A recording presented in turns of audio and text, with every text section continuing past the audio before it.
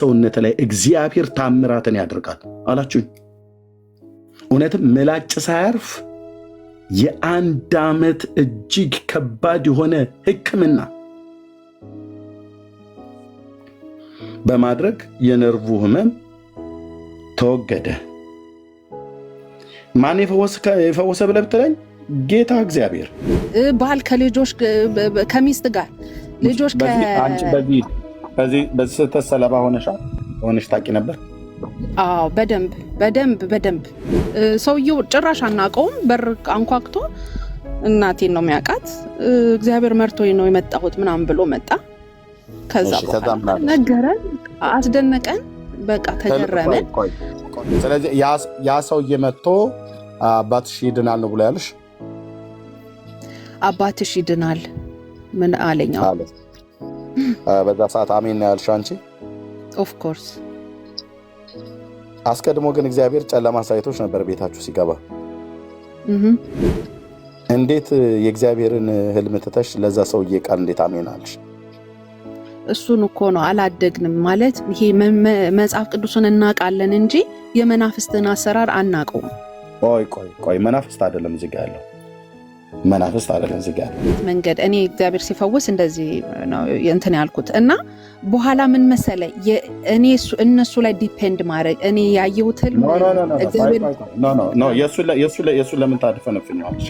የሱ አባቴ ይፈወሳል ብሎኝ ነበር የነገረኝ አልሽ። አሁን ደግሞ ወደፊት ምን እንደሚሆን አልነገረኝም ብለሽ አየሽ፣ ሐሳብሽ ተጋጨ ማለት ነው። እና አንቺና ቤተሰቦችሽ ብቻ በምታውቂው መጥቶ በቤታችሁ ሊሆን ያለውን ነገር የሆነውን ነገር በፋዘር ላይ ምልክትን ሰጠ። ምልክቱን እውነት ነው አላችሁ። ደግሞ ይሞታል አላለሽም። አንቺ ግን መሞት ነበርበት ፋዘር ነው ብለሽ ያ የመጣው ነብይ ያላት እግዚአብሔር ይፈውሰዋል ነው ያላት። ነገር ግን ወደ ሕክምና ባትወስድ ኖሮ አባትየው ሟች ነበሩ። ስለዚህ ወደ ሕክምና ብዙዎች ነቢያት ከሰስኩ አይደለም በዚህ ሰዓት ወደ ሕክምና አትወሰዱት ብሎሽ ነበር አላለም። ይሁን ለኤርሚ ላስረዳ። ቆይ ሜሪ እኔ ይሄ በነቢያት መንፈስ ላይ የተነሳን አውሬ ነው የምመጣው። እነዛ አገልጋይ ራሱን ነው በእናንተ ላይ ጣዖት ያደረገው ወይስ እናንተ ናችሁ ሰውየውን ጣዖት ያደረጋችሁት ራሳችሁ ላይ? ይኸውልህ መልሽልኝ፣ የጠየኩሽ መልሽልኝ። እኛን ጣዖት ያደረግናቸው እኛ ባንከተላቸው በቃ አባቷ በህይወት ኖሮ በቤታቸው የመጣውን አገልጋይ የምትወቅስ የጸለየላቸውን አገልጋይ የምትወቅስ ምን ጉድ ናት? በመድኃኔዓለም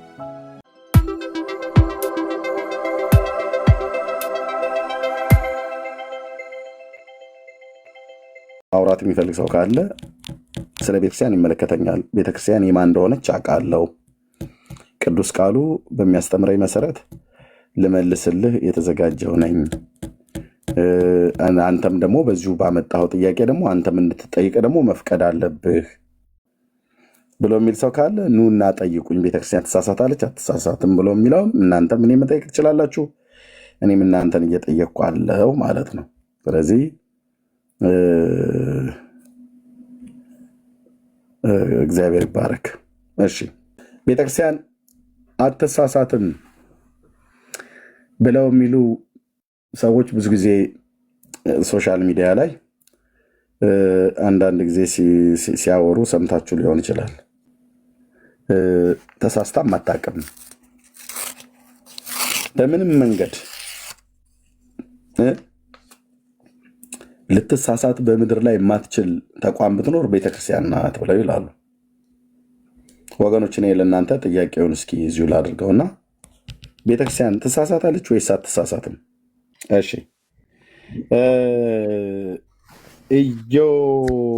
ኢዮባ ሰላም ነው። ኢዮብ እኔ እንኳን ከኦርቶዶክስ ተዋሕዶ ቤተክርስቲያን ነኝ። ቴንኪው፣ እንኳን ደህና መጣ። እንኳን ደህና ቆያችሁ። እሺ ርዕሱን አይተዋል? አይቼዋለሁ። የሆነ ድምፅ አለ መሰለኝ አንተ ጋር ኤኮ አለ። ከመስተዋል ላይ ከፈትከው ወይ የሆነ ነገር ካለ ይረብሻል። አሁንስ እስቲ የኔ አይመስለኝም። እኔ ጋር ምንም የለም። ኤርፎ ምናምን ነገር ካለ ኤኮ አለው የእኔ ድምፅ አንተ ጋር ሰማዋለሁ፣ ወይ ደግሞ ሌላ ሪከርድ ማድረጊያ ካለ ራቅ አድርገው፣ ወይ የተከፈተ ሌላ ምንም ነገር የለም። ችግር የለም ግን የኔን ድምፅ መልሼ እሰማዋለሁ። ችግር የለም። እሺ ከተሰማ እናንተ በደንብ ነው የሚሰማኝ። እሺ ቴንኪው። ምን ትላለህ በርዕሱ ላይ? ቤተክርስቲያን ትሳሳታለች ወይስ አትሳሳትም? ቤተክርስቲያን አትሳሳትም። መልካም። መጽሐፍ ቅዱሳዊ መረጃ አለ? አዎ የመሰረታት ክርስቶስ ነው። ስለዚህ ቤተክርስቲያን ጉባኤያዊት ነች። ክርስቶስ ራሷ ነው እና በክርስቶስ እስከተመሰረተች ድረስ ጉባኤያዊቱና ትቀጥላለች። ማለትም ክርስቶስ ኢየሱስ መሰረታት በደሙ። ከዛ በኋላ በሐዋርያት ላይ መሰረተ። በሐዋርያት ቅብብሎች በጉባኤ ትቀጥላለች። ስለዛ ቤተክርስቲያን አትሳሳትም። ቴንኪው። ስለዚህ አሁን አንተ ያለባት የኢትዮጵያ ኦርቶዶክስ ተዋሕዶ ቤተክርስቲያን ክርስቶስ የመሰረታት በሐዋርያቱ ቅብብሎች የመጣች ቤተክርስቲያን ይቻላል? አዎ። ተሳሳታለች? አንተ ኦርቶዶክስ ተዋሕዶ ቤተክርስቲያን አትሳሳትም። ተሳስታም አታውቅም? ለምሳሌ ዓለም አቀፋዊ ጉባኤ እያልኩ ያለሁት ሎካሊ በመጽሐፍ ቅዱስም ጳውሎስ ለቆሮንቶስ ሰዎች ሲጽፍ የቆሮንቶስ ቤተክርስቲያን ስህተት እንደገጠማትና እሷን ለማስተካከል ሲጥል እንደነበር ይታያል። ግን ዓለም አቀፋዊ ኤክሌሲያ ጉባኤያዊት እንደመሆኗ መጠን በዓለም አቀፍ ጉባኤ ቤተክርስቲያን አንዲት ነች። የኢትዮጵያ አይደለችም፣ የአርመን አይደለችም፣ የሳሚክስቴንድ ኢጅፕት አይደለም ምናምን። ቤተክርስቲያን ዓለም አቀፋዊት እንደመሆኗ መጠን በዓለም አቀፍ ጉባኤ አትሳሳትም። ዓለም አቀፋዊዋ ቤተክርስቲያን ትታያለች ወይስ አትታይም? ማለት አልገባኝም። ማለት ትታያለች አትታይም ማለት በገሃዱ ዓለም ላይ የተገለጠች ናት ወይስ ያልተገለጠች ናት? ክርስትና በራሱ መገለጥ ነው። ሪቨሌሽን ነው እኮ በቃ። የተገለጠች ነች። ጥያቄ አይደለም። ዓለም አቀፋዊቷ እና ሎካላዊቷ ቤተክርስቲያን የተለያዩ ናቸው አይደል? አይ ሎካል አይደሉም። ሎካሉ ምናልባት ሎካሉ ኢንኬዝ ከዓለም አቀፉ ከወጣ በዓለም አቀፍ ጉባኤ መሰረት ትምህርቱን ይስተካከል ይደረጋል። አለበለዚያም ደግሞ የቆሮንቶስ ቤተክርስቲያን ምንድን ናት? ሎካላዊ ቸርች ናት ወይስ ዓለም አቀፋዊ ቸርች ናት? በዓለም አቀፍ መርህ ላይ የነበረች በክርስቶስ አንድ ጊዜ በተሰጠው ሃይማኖት ስር የነበረች ግን የሳቱ ነበሩ። ኖ እኔ ቆሮንቶሳውያን ስተዋል አልሳቱም ብሎ የሚለው አይደለም። እቺ የቆሮንቶስ ቤተክርስቲያን የጌታ ቤተክርስቲያን ዓለም አቀፋዊት የምትባል የማትታይ ናት ወይስ ሎካል የክርስቶስ ቤተክርስቲያን ሎካል ቸርች ተብላ ሎኬሽን ያላት ህብረት ያላት እንደዚሁም እግዚአብሔር በጸጋ ስጦታ የሚያገለግሉ ሐዋርያትን የሚሆኑም ኤልደር ሽማግሌዎችን ሙሉ ጭምር የተሾመባት መጋቢዎች ያሉባት ቤተክርስቲያን ነች? ናቸው። ትክክል። ስለዚህ በገሃዱ ዓለም ላይ ተገልጣ ትኖር የነበረች ጥንታዊ የክርስቶስ ቤተክርስቲያን ናት አይደል? ቆሮንቶስ እሷን ቸርች ሎካል ቸርች ነው ብለን የምንጠራት ወይ ዩኒቨርሳል ነው ብለን የምንጠራት? ኖ በዩኒቨርሳል ስር ያለች ሎካል ቸርች ነች። ዩኒቨርሳልማ ከቆሮንቶስ ባሻገር ሲሆን አጠቃላይ ዩኒቨርሳል ወይም ኤክሌሲያ ብለን የምንጠራው አጠቃላይ እሱ በሙሉ ሲሆን ዓለም አቀፋዊ ብለን እንላለን። ግን በክርስቶስ ትምህርት ስር ያለች አንዲት ሎካል ቸርች ነበረች። ኦኬ፣ ያቺ ሎካሏ ቸርች ቆሮንቶስ ተሳስታ ታውቃለች አይደል? አዎ። የሜቄዶንያ አብያተ ክርስቲያናት ተሳስተው ያውቃሉ አይደል? እሺ። ኤፌሶን ውስጥ ተሳስታ አታውቅም? አሁን አጠቃላይ ስፔሲፊካሊ ምናምን በሎካል ጥቂት እየጠራሁልህ ነው። አልተሳሳተችም? ተሳስታል እያልክ ንገረኝ። የኤፌሶን ቤተክርስቲያን አልተሳሳተችም? ጳውሎስ ለእነሱ መልእክት ሲጽፍ ነበር ማስተካከያዎችን እርማቶችን። አሁን በቃ ተሳስታለች አልተሳሳተችም እያልክ እንደተነገረኝ ነው። ከዛ በኋላ ላይ በደንብ ሀሳቡ ላይ ትሄድበታለህ። ኤፌሶን ተሳስታለች ተሳስታ አታውቅም ነበር? ስህተቶች ይኖራሉ ኦቪስ አሉ። ኖ በቃ ይኖራሉ አይደለም፣ የተጻፈውን ነገረኝ። የኤፌሶን ቤተክርስቲያን ተሳስታ ነበር ወይስ አልተሳሳተችም ነበር? ተሳስታ ነበር። እሺ ያው ቴንክ ዩ። ተሰሎንቄ ተሳስታ ነበር አልተሳሳተችም? እሺ ተሳስታለች አልተሳሳተችም? ተሳስታ ነበር። እሺ ሳይሆን ተሳስታለች ወይ አልተሳሳተችም በለኝ። እምጠራለን አብያተ ክርስቲያናት። እሺ ላይክ አሁን እንትን እንዳልን ግድ የለም ጥቂት ብቻ ጥቂት አንድ ደቂቃ ብቻ በዚች እንቀጥል። የተሰሎንቄ ቤተክርስቲያን ተሳስታለች አልተሳሳተችም እኮ አንዴ እንትን ልበልህ፣ ክሊር ላድርግልህ። እኔ ነኝ እኔ ጠየቅኩ፣ ምንም ክሊር አታደርግልኝ። እኔ አልጠራልኝም አላልኩም። አልጠራልኝም ክሊር አድርገው። አሁን ጠያቂው አንተ ብትሆን ኖሮ አልጠራልኝም ጥያቄው ብዬ ብልህ ኦኬ፣ ለጥያቄውን ታጠራልኛለህ። አንተ እየመለስክልኝ እኔ እንኳን አልጠራልኝም እንኳን አላልኩም። እኔ ነኝ እየጠየኩ ያለሁት የተሰሎንቄ ቤተክርስቲያን ተሳስታለች አትሳሳትም ነበረ? እሺ ጳውሎስ እነሱንም ሲያርም ነበር። እሻት በላይ ተሳስታለች ወይ አልተሳሳተችም እያልክ ቀጥል። ተሳስታለች። እሺ ተሳስታለች። እሺ የሎዶቅያ ቤተክርስቲያን ተሳስታ ታውቃለች ወይስ አልተሳሳተችም? ፉል ኢንፎርሜሽን የለኝም፣ ዲቴይል አላነበብኩም እዛ አካባቢ። ሜይ ቢ አሁን ሀሳቡ ምንድን ነው አሁን አንተ ልትለኝ ይፈለግ? የሎዶቅያ ቤተክርስቲያን ተሳስታለች አልተሳሳተችም? ራዕይ መጽሐፍ ምዕራፍ 3 ላይ ያለ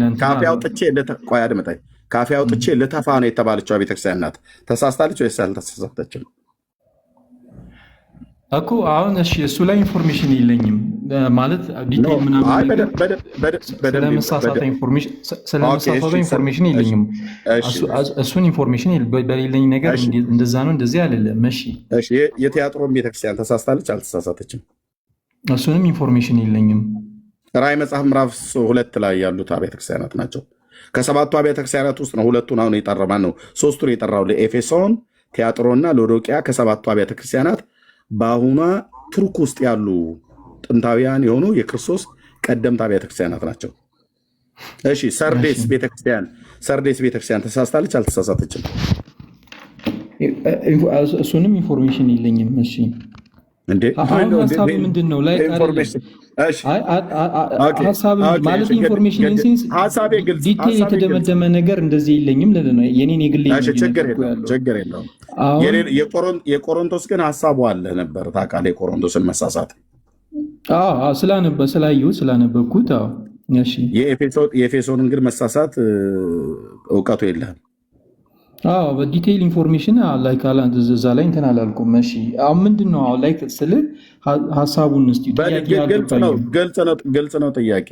እኔ አሁን አብያተ ክርስቲያናቱን ስማቸውን ስጠራልህ እችኛይቱ ያልተሳሳተች ነች ኤርሚያስ፣ እችኛይቱ ግን ተሳስታለች ብለህ እንድትለኝ ነበር። አንተ ግን ምን አልከኝ? የተወሰነ ሄድክና ቆሮንቶስ ተሳስታለች፣ የመቄዶንያ ቤተክርስቲያናት ተሳስተዋል፣ እንደዚሁም ደግሞ የተሰሎንቄ ቤተክርስቲያን ተሳስተዋል አልከኝና ቆላሲያስ ጋር ሳልሄድ ፊልጵስዩስ ጋር ሳልሄድ ዘልዬ በኤፌሶን ቤተክርስቲያን ላይ ጠየቅኩ፣ ሎዶቅያን ጠየቅኩ፣ ቲያጥሮንን ጠየቅኩ። ምንም አይዲያው የለኝም ስለነሱ፣ ምንም የማውቀው ነገር የለም አልክ። ስለዚህ በክርስቶስ ቤተክርስቲያን መካከል የትኞቹ እንደተሳሳቱ የትኞቹ እንዳልተሳሳቱ እንኳን ሙሉ እውቀቱ የለም ማለት ነው። እሺ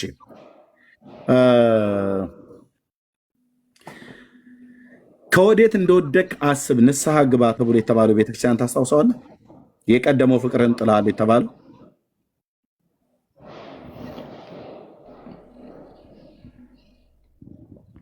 የቀደመው ፍቅርህን ጥለሃልና ንስሐ ግባ ከወዴት እንደወደቅም አስብ የተባለውን ቤተክርስቲያን ታስታውሰዋለህ? አዮባ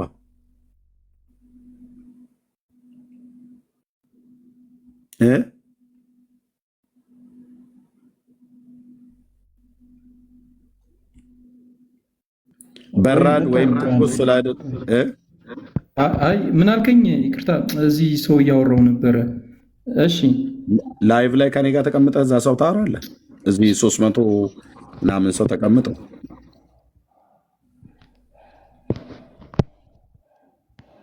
እሺ አሁን እየሰማኸኝ ነው?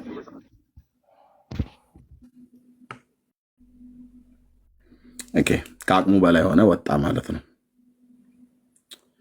ከአቅሙ በላይ ሲሆን ሰው እያናገርኩ ነው ብሎ ላፍ ነው ላፍ። ኦኬ ሐመር ሰላም እንደምን አለ ወዳጄ? እግዚአብሔር ይመስገን። ከየት ቤተ እምነት ነው? አዎ ኦርቶዶክስ ነኝ እኔ። እንኳን ደህና ቆየኝ። እሺ እንኳን ደህና ቆየኝ። ርዕሱን አይተዋል? እሺ አይቼዋለሁ። ምን ትለናለህ? እሺ እኔ ይህንን የምመለከተው ክሊኒካል ሳይኮሎጂስትም ነኝ አት ሴም ታይም ከዛ ጋር አያይዤ ልመልሰው ፈልጋለሁ። ይህን ከመመለሴ በፊት አንተ የምን ቤተ እምነት ተከታይ ነህ? አንተ ሉተራን ሙሉ ወንጌል ወይስ መሰረተ ክርስቶስ ነህ? እሷን መልስልኝና አብረን እንሄዳለን። የምን ተማሪ ነኝ ወይስ የምን አስተማሪ ነኝ ያልከው? የሳይኮሎጂ ነው ያልከው? ሙሉ ወንጌል ትመስለኛለህ። ሙሉ ወንጌል በ1959 የተመሰረተችው እሱን ኮንፈርም አድርግ። እኔ ነኝ ሚውት ያደረኩ። የምን አስተማሪ ወይስ የምን ተማሪ ነኝ ብለህ ያልከው? ሚውት ስትሸነፍ ነው ሚውት የምታደርገው። ሙሉ ወንጌል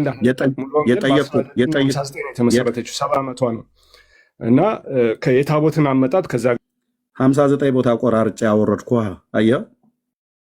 ሳይኮሎጂ ተማሪ ነኝ አጥንቻለሁ፣ እንትን መመረቂያ ጽሁፌን ምናምን ነገር ብለህ ያልከው ሰውዬ ዝም ብለህ ወሬ ነው የምታወራው። በቃ በመደዳ ማለት ነው።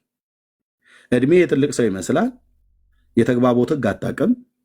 በ1959 ብለህ ትላለህ። ይኸው 59 ቦታ ቆራርጬ 341 ሰው እየሰማ አወረድኩ ማለት ነው። ወርታች ለምን? የተግባቦት ህግ አታውቅም። ርዕስ አታውቅም። ምናልባት በ59 ዓመተ ምህረት ሊሆን ይችላል እናቱ የወለዱህ፣ ግን ይህንን ሀሌት እየለሌ ዘመን ኖረህ ተግባቦት ህግ አታውቅም። እና እታች ወርደህ ታብታብ አድርግ፣ ኮፒሊንክ ሼር አድርግ። ኦኬ ቴንክ ዩ። ሌሎች ካላችሁ መግባት ትችላላችሁ። ቴንክ ዩ። ርዕሱ ግልጽ ነው። የክርስቶስ ቤተክርስቲያን ወይ ደግሞ ቤተክርስቲያን ተብሎ የሚጠራው ፓስተር፣ እሺ ትሳሳታለች ወይስ አትሳሳትም? በቃ ጥያቄው ይሄ ነው። ትሳሳታለች ብሎ የሚል ሰው ካለ ይምጣ። አትሳሳትም ብሎ የሚልም ሰው ካለ ይምጣ። በደንብ ቤቱን በሰፊ እንወያይበታለን ማለት ነው። አሁን ገና ነው የከፈትኩትኝ፣ ግን ስትመጡ ግን በእውቀት ላይ ለማውራት የምታውቁትን የተማራችሁትን ለትውልድ ይጠቅመዋል። እዚህ ከሚሰማኝ ትውልድ መካከል እኔ የምናገረውን ነገር አንድ ሰው የሚሆን 2 ሰው 5 ሰው የሚሆን 10 ሰው ከዚህ ውስጥ እኔ የምናገረውን ነገር በእግዚአብሔር ቃል ያስደግፌ የማወራውን ነገር ሰምቶ ሰው እውነትን ያውቃል፣ ይማርበታል። ፓስተር እንኳን ደህና መጣህ። ኤርሚዬ እንዴት ነህ? ደግ ነህ ሆይ? እዚህ ያላችሁ ደህና ነን ጌታ ይመስገን። ደህና ነን ጌታ እግዚአብሔር ይመስገን። እንዴት አደራችሁ? ደህና ነን ጌታ ይመስገን። ሁሉ ሰላም ነው? ደህና ነን ጌታ ይባረክ። አይ ብዙ አልቆይም፣ ትንሽ ነገር ለመናገር ነው የገባሁት። እሺ ማጠቃለያ ግን እንዳሰጥ ሳንናገር ብዙ እንድትናገር አልፈቅድም ዛሬ። እሺ አይ እኔ እኚህ ክሊኒካል ሳይኮሎጂ ወንድማችን ሪሊ ክሊኒካል ሳይኮሎጂ አጥንተዋል ወይ የሚለው በጣም ጥያቄ ነው። ምክንያቱም ክሊኒካል ሳይኮሎጂ አጥንተው በዚህ ልክ ስርዓት በሌለው መስመር ለመሄድ ማሰባቸው በጣም ያስደንቃል። አንድ ሁለተኛ መጽሐፍ ቅዱስ በክሊኒካል ሳይኮሎጂ እሳቤ አይተነተንም። እንደው ዝም ብሎ አዋቂ ለመምሰል በቃ የተማርኩ ነኝ ምናምን ለማለት በዚህ ልክ በዚህ ሁሉ ህዝብ ፊት ራስን ኤክስፖዝ ማድረግ ትክክል አይደለም። እያወራን ያለነው ቲዮሎጂ ነው እንጂ ሳይኮሎጂ አይደለም። መጀመሪያ ይህን መለየት ይጠይቃል። እርግጥ የተማሩ ሰው ከሆኑ በአካዴሚክ ሰርክል ውስጥ ያሉ ሰው ከሆኑ የሁለቱን ልዩነት ጠንቅቀው ማወቅ ይጠበቅባቸዋል። ሌሎችም እንዳይመጡ በሚል ነው ይህን የምናገረው። ኤርሚና ቲዮሎጂ እና ሳይኮሎጂ የተለያዩ ነገሮች ናቸው። ሳይኮሎጂ የሚያወራው ስለ ስነ አእምሮ ነው። የሰው ልጅን አእምሮ ሁኔታ ብቻ ነው የሚያውቀው። በቃ ከዛው ጋር የሚያበቃው። ቲዮሎጂ ግን የሚያጠናው ስለ እግዚአብሔር ነው። በሁለቱ መካከል ትልቅ ልዩነት አለ እና ከቲዮሎጂ ክሊኒካል ሳይኮሎጂ ተማሪ ነኝ፣ ከዛ አንጻር ቤተክርስቲያንን አብራራለሁ ምን ሊሉን ነው? ምን ሊሉን አስበው ነው? ከዛ ቀጥሎ እኮ ደግሞ የጠይቀን የሙሉ ወንጌል ቤተክርስቲያን መቼ ተመሰረተች?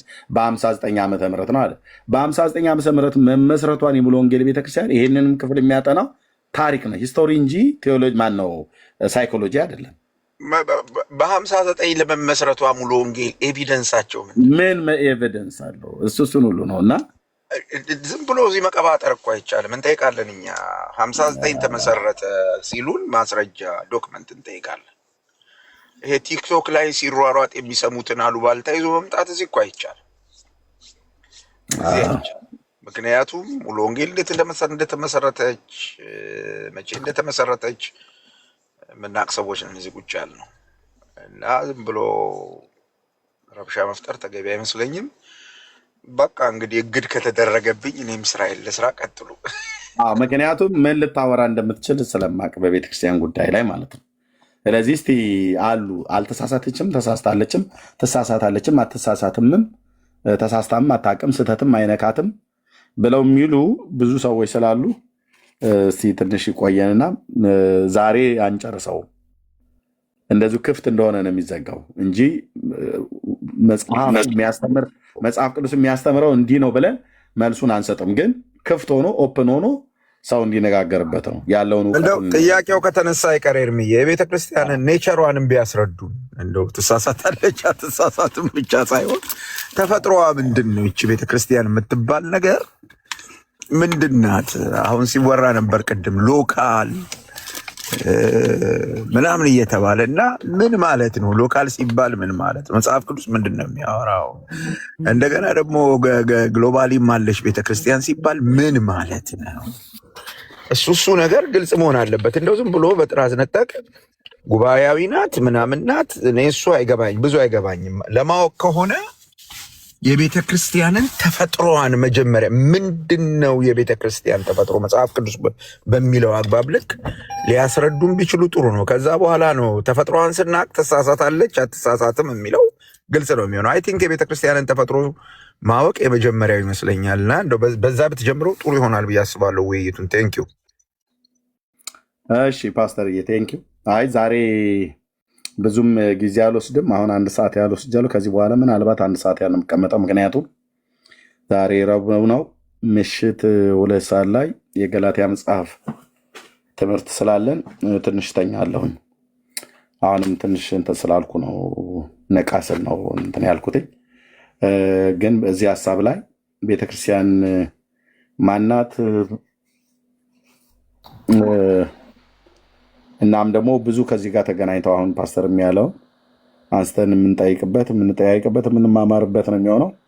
ስለ ቤተክርስቲያን ብዙ ትውልድ ያለው ግንዛቤ በተለይ መጽሐፍን ቅዱስን ትምህርት ያልተማሩ መሰረታዊ የሚባለውን የቤተክርስቲያን ትምህርት ያልተማሩ ደግሞ ምንም ነገር የማያውቁ ማለት ነው። ቤተክርስቲያን ማለት ጣሪያ፣ ግድግዳ፣ ህንፃ፣ ቆርቆሮ የተመታበት ቅጭል ቅጭል የሚል ነገር ያለበት እሱ ነው ብለው የሚሉ ቤተክርስቲያን አትሳሳትም ብለው ሲሉ እሱን ያንን ህንፃ ቤተክርስቲያንን እያሰቡ የሚናገሩ እልፍ ናቸው። እና ግን በዚህ 1 ሰዓት ውስጥ ርዕሱን አስቀምጬ እንግዲህ የቀድሞ ሰው ነበር የገባው፣ እሱም ያው ወረደ ማለት ነው። ከሰው ጋር እያወራሁ ነው ብሎ ለአምልጥ ብሎ ነው እና ይገባናል። ቴንኪው። ከዚህ በኋላ ምናልባት በቆይ ለ1 ሰዓት ያህል ነው።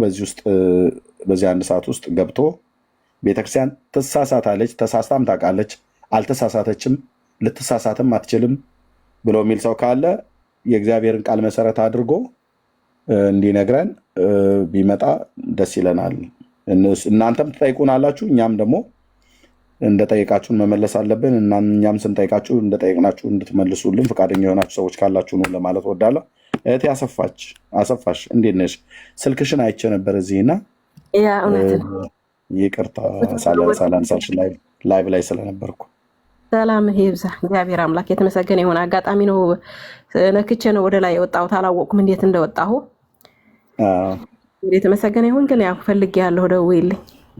እደውልልሻለሁ እህቴ። ተባረኪ እህቴ። አሜን አሜን። አውርደኝ ቦታ ልልቀቅ። ችግር የለም። እሺ ተባረኪ። ሰብሌ እንዴት ነሽ? እህቴ ሰብሊ አለሽ? ሳምኒ ከማውራት ልሰናበታችሁ። እሺ አቤት ሰላም ዋሉልኝ።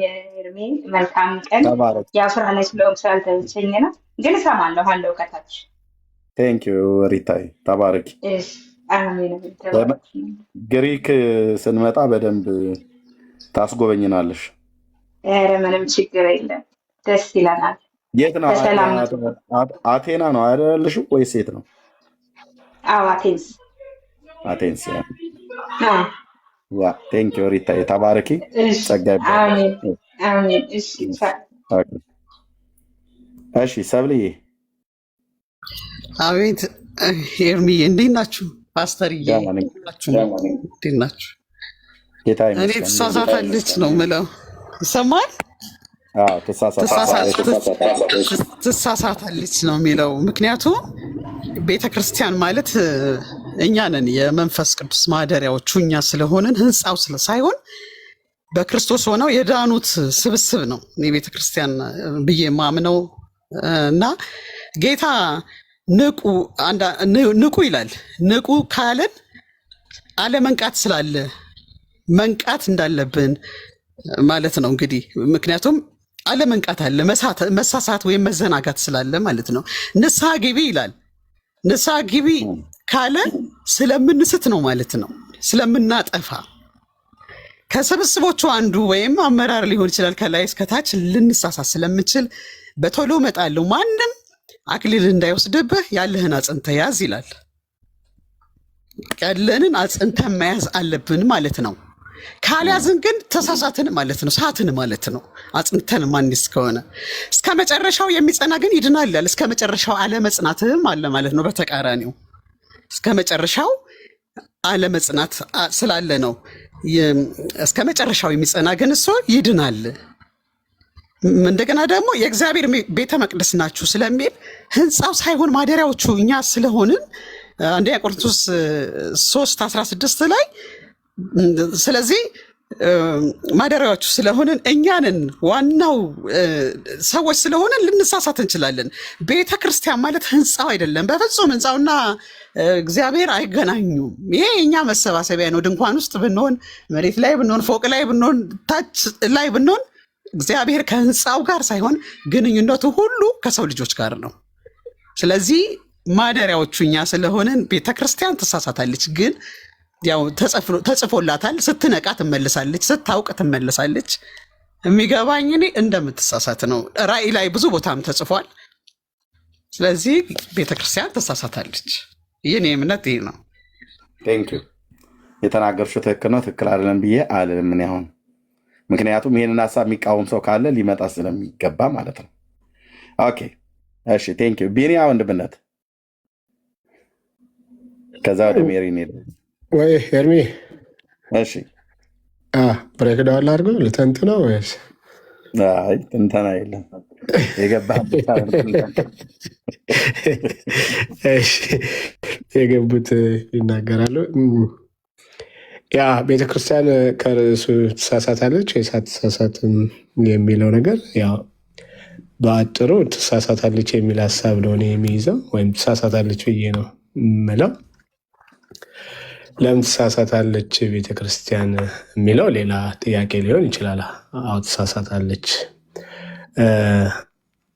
ማትሳሳት ቤተክርስቲያን አለች ብለው የሚሉ ይኖራሉ። ማትሳሳት ቤተክርስቲያን ትኖራለች፣ የምትሳሳት ቤተክርስቲያን ትኖራለች ተብሎ ደግሞ የቤተክርስቲያንን ስም በሁለት ለመክፈል ወይ በተለያየ መንገድ ለመክፈል የሚካሄድበት መንገድ ይኖር ይሆናል። ግን በአጠቃላይ ቤተክርስቲያን እንደምትሳሳት ለማወቅ ቤተክርስቲያን ማናት የሚለውን ካወቅን በኋላ ነው ግንዛቤውን በደንብ የምናገኘው ማለት ነው።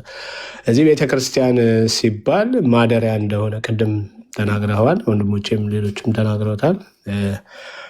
ማደሪያ ከሆነ ማደሪያ ደግሞ በዚሁ በአዲሱ ኪዳን ያው የእግዚአብሔር መንፈስ ማደሪያዎች እንደሆንን በቆሮንቶስ ላይ እንደተነገረው እኛ ነን ማለት ነው፣ ወይም ሰዎች ነን ማለት ነው። ስለዚህ ሰው ደግሞ ምንድን ነው? በባህሪው ይሳሳታል። አሁን ብዙ ጊዜ ጉባኤያት ይካሄዳሉ፣ ለምሳሌ ማለት ነው አይደል? ኒቂያ ጉባኤ፣ ቁስጥንጥንያ፣ ኤፌሶን፣ የተለያዩ ጉባኤያት ተካሂዷል። የጉባኤው መሰብሰቡ ጉባኤ መካሄዱ ዋናው ምክንያቱ ስህተት ስለነበር ያን ስህተትን ለማረም ነው። ስለዚህ ይሳሳታሉ ማለት ነው፣ ወይም ደግሞ ስህተት አለባቸው ማለት ነው። እና በእርግጥ እኛ የእግዚአብሔር መንፈስ ማደሪያ የሆንን እኛ ስንሳሳት አንሳሳትም ብለን ማንም እንዳይወድቅ የቆመ እንዳይመስለው እንዳይወድቅ ይጠንቀቅ ስለሚል በእርግጥም ተጠንቅቀን እንዳንወድቅ ብንስት ተመልሰን የሳተ አይመለስም፣ የወደቀ አይነሳም፣ የወደቀ ይነሳል፣ የሳተ ይመለሳል። ስለዚህ ከእግዚአብሔር ቃል አንጻር ልንሄድ ብዙ ጊዜ መጣር አለብን፣ መሞከር አለብን። በእግዚአብሔር ቃል ተመርተን የእግዚአብሔር ልጆች የሆኑ በእግዚአብሔር መንፈስ ስለሚመሩ ማለት ነው። በአጠቃላይ ያው ባጭሩ ለማለት ያህል ግን ቤተክርስቲያን ትሳሳታለች ወይ የሚል ጥያቄ አንስተናል። አዎ ትሳሳታለች። አትሳሳትም የሚል አካል ካለ ደግሞ ገብቶ በእግዚአብሔር ቃል መፈታተሽ እንችላለን ማለት ነው። እና ኤርሚዬ ልበል አሁኑ ቢኒያ ጸጋ ይብዛልህ። ቴንክ ዩ። ኦኬ ይሄንን ሀሳብ እንቃወማለን። ትክክል አይደለም የምታወሩት፣ እንደ እግዚአብሔር ቃል አይደለም። ለምንደው በዚህ ነው ያልክ የክርስቶስን ቤተክርስቲያን የምትናገሩት? በታሪክ ውስጥም ተሳስታም አታውቅም። ስህተትም ሊነካት አይችልም። ስህተትም ገብቶባትም አያውቅም። እና ስህተትም የተባለውም ቢገባም እንኳን ይሄ ስህተት ነው ይሄ ስህተት አይደለም ብለው በዘመኑ የነበሩ አገልጋዮችም ምንም ልዩነት ያሳዩት ነገር የለም። እንዳለ ከመጀመሪያው ከጥንት እስካሁን ድረስ ባለመሳሳት ነው ቀጥላ የመጣችው እና ብሎ የሚል ሰው ካለ ይምጣና እውቀቱን ይግለጥ። በተለይ ኦርቶዶክሳውያን የሆናችሁ አትሳሳትም ብላችሁ ምትሉ ማለት ነው። እንሄዳለን ማለት ነው። እንመጣለን። ሶሪ እንሄዳለን አልኩኝ። እንመጣለን ከቆሮንቶስ ከገላትያ ከኤፌሶን ላይ ተላቀን እኛ አሁን ወዳለንባቸው አጥቢያ አብያተ ክርስቲያናት እንመጣለን። ሎካል ቸርች ማለት በኦርቶዶክስ ያላችሁ ወደዛ ትመጣላችሁ፣ እኛም ወደ እኛ እንመጣለን እና መዘኛችን ግን ሚዛናችን የእግዚአብሔር ቃል ይሆናል ማለት ነው። ለእኔም ለእናንተም ላለንበትም ሎካል አጥቢያ ቤተክርስቲያን ሁሉ ጭምር ማለት ነው። ተባረኩ። እሺ ሜሪ ኬት ቤተ እምነት ነው? እኔ ከወንጌላውያን ነኝ። እሺ እንኳን ደህና መጣሽ። የትኛው ቤተክርስቲያን ነሽ? አሁን እዚህ የወንጌል ብርሃን ነው ያለሁት። ዩሮፕ ነኝ ያለሁት። ኦኬ።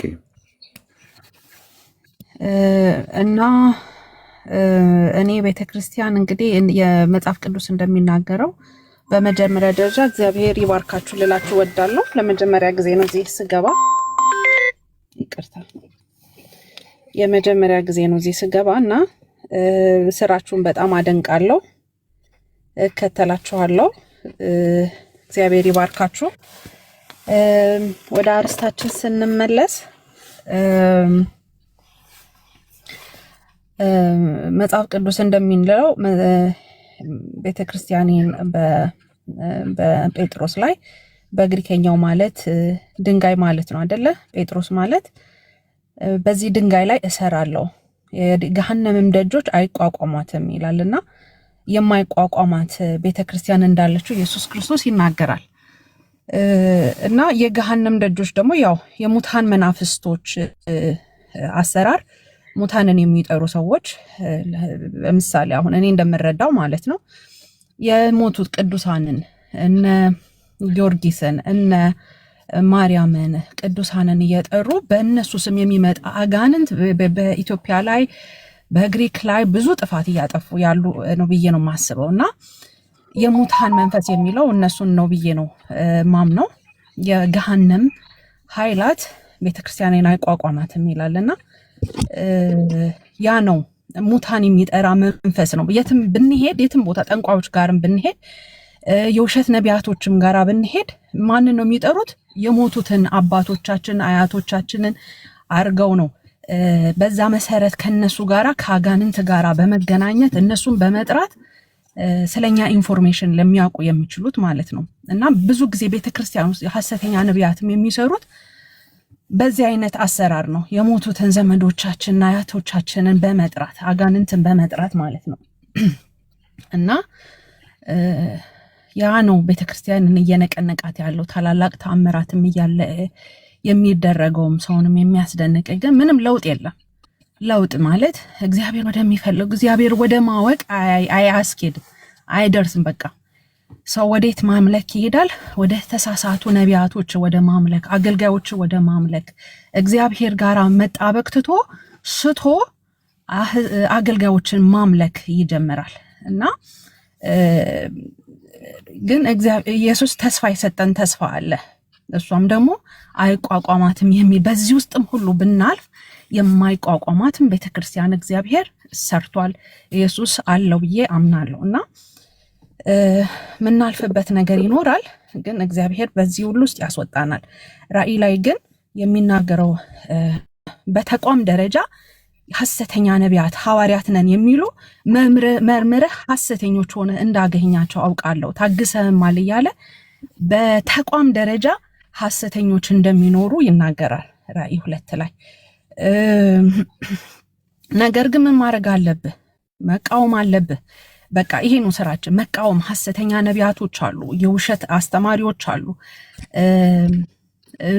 በእግዚአብሔርና በሰው መካከል በህዝቡና በእግዚአብሔር መካከል ሊመለኩ የሚፈልጉ ነቢያቶች አሉ፣ ቄሶች ሊሆኑ ይችላሉ። በቃ እነሱን አጥብቀህ ልትቃወም ይገባሃል እያለ ይናገራል ብዙ ራእይ ላይ ማለት ነው። ስለ ኤልዛቤል ይናገራል፣ ስለ በለዓም ይናገራል።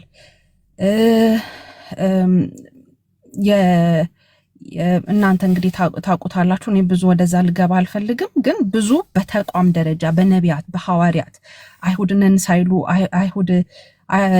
አይሁድነን የሚሉትን ስድብ አውቃለሁ እያለ ይናገራል። በተቋም ደረጃ ስህተት ውስጥ የምትገባ ቤተክርስቲያንም አለች። እና ያንን እያሰብን ሁል ጊዜ በእኔና በእግዚአብሔር መካከል ማን አለ? እግዚአብሔርን እየሰማው ነው ወይ?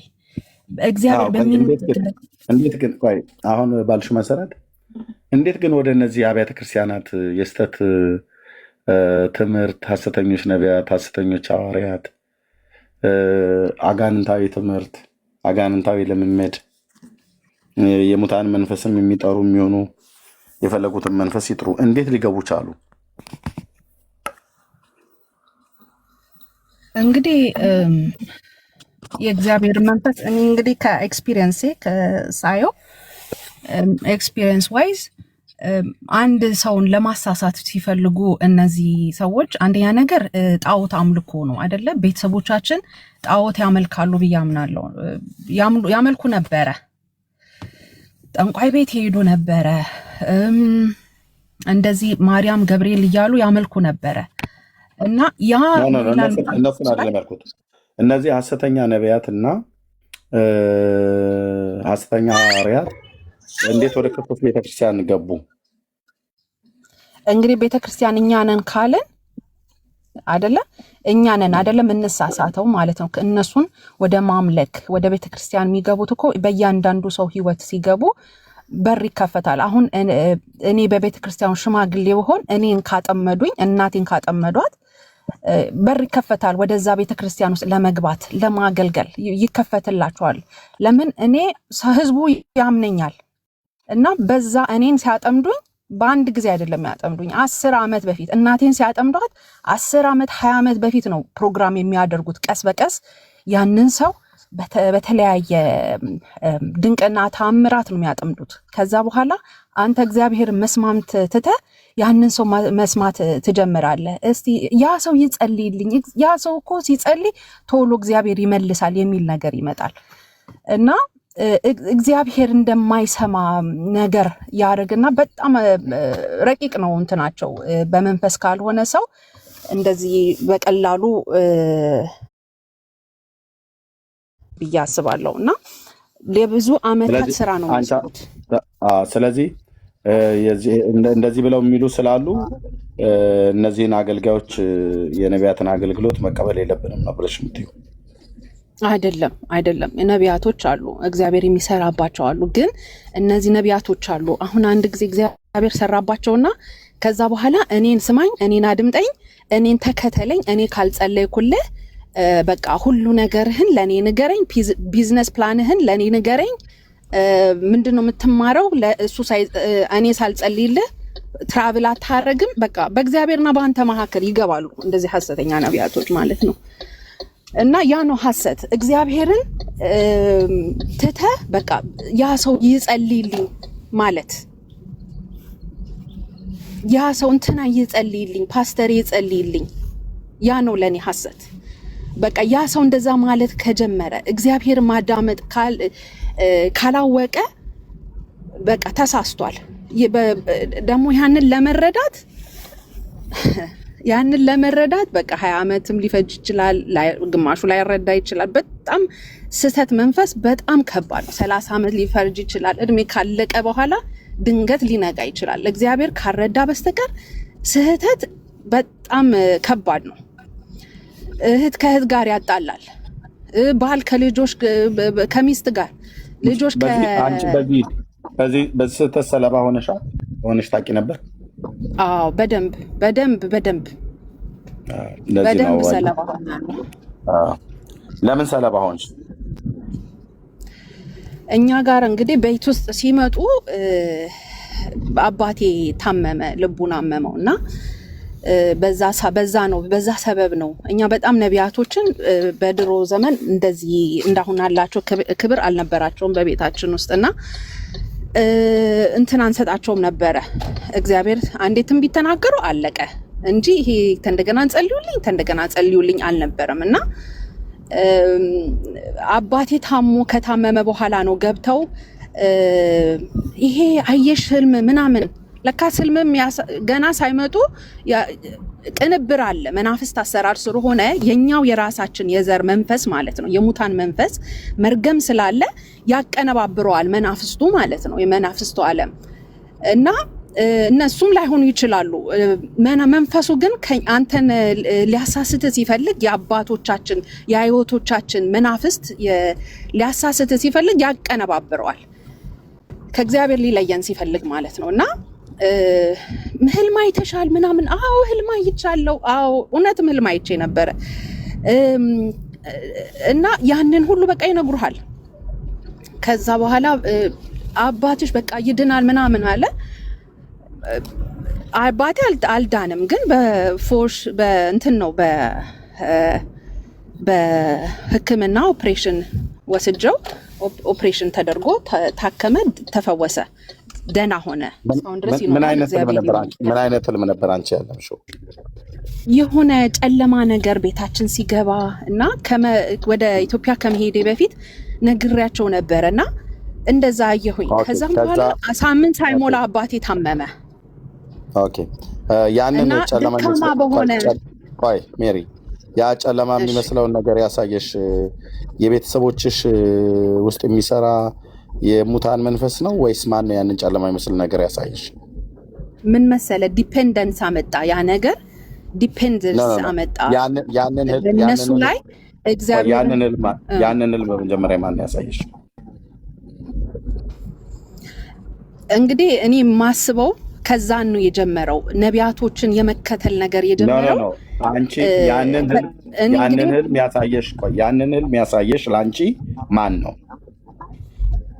በዛ ሰዓት እግዚአብሔር ነው ብዬ ነው ያሰብኩት እግዚአብሔር ነው ብዬ ነው ያሰብሽው በዛ ሰዓት እግዚአብሔር ነበረ ኦኬ እግዚአብሔር ነበር በዛ ሰዓት የህልሙን ያሳየሽ እግዚአብሔር ነው ማለት ነው እግዚአብሔር ነበረ ግን በዛ አልቀጠልኩም 100% እግዚአብሔር እንዳሳየሽ ታምኛለሽ ያንን ህልም አምናለሁ ቴንክ ዩ ከዛ እሺ የሚጸልይ ሰው መጣና ህልም አልመሽ ነበር አልሽ አይደል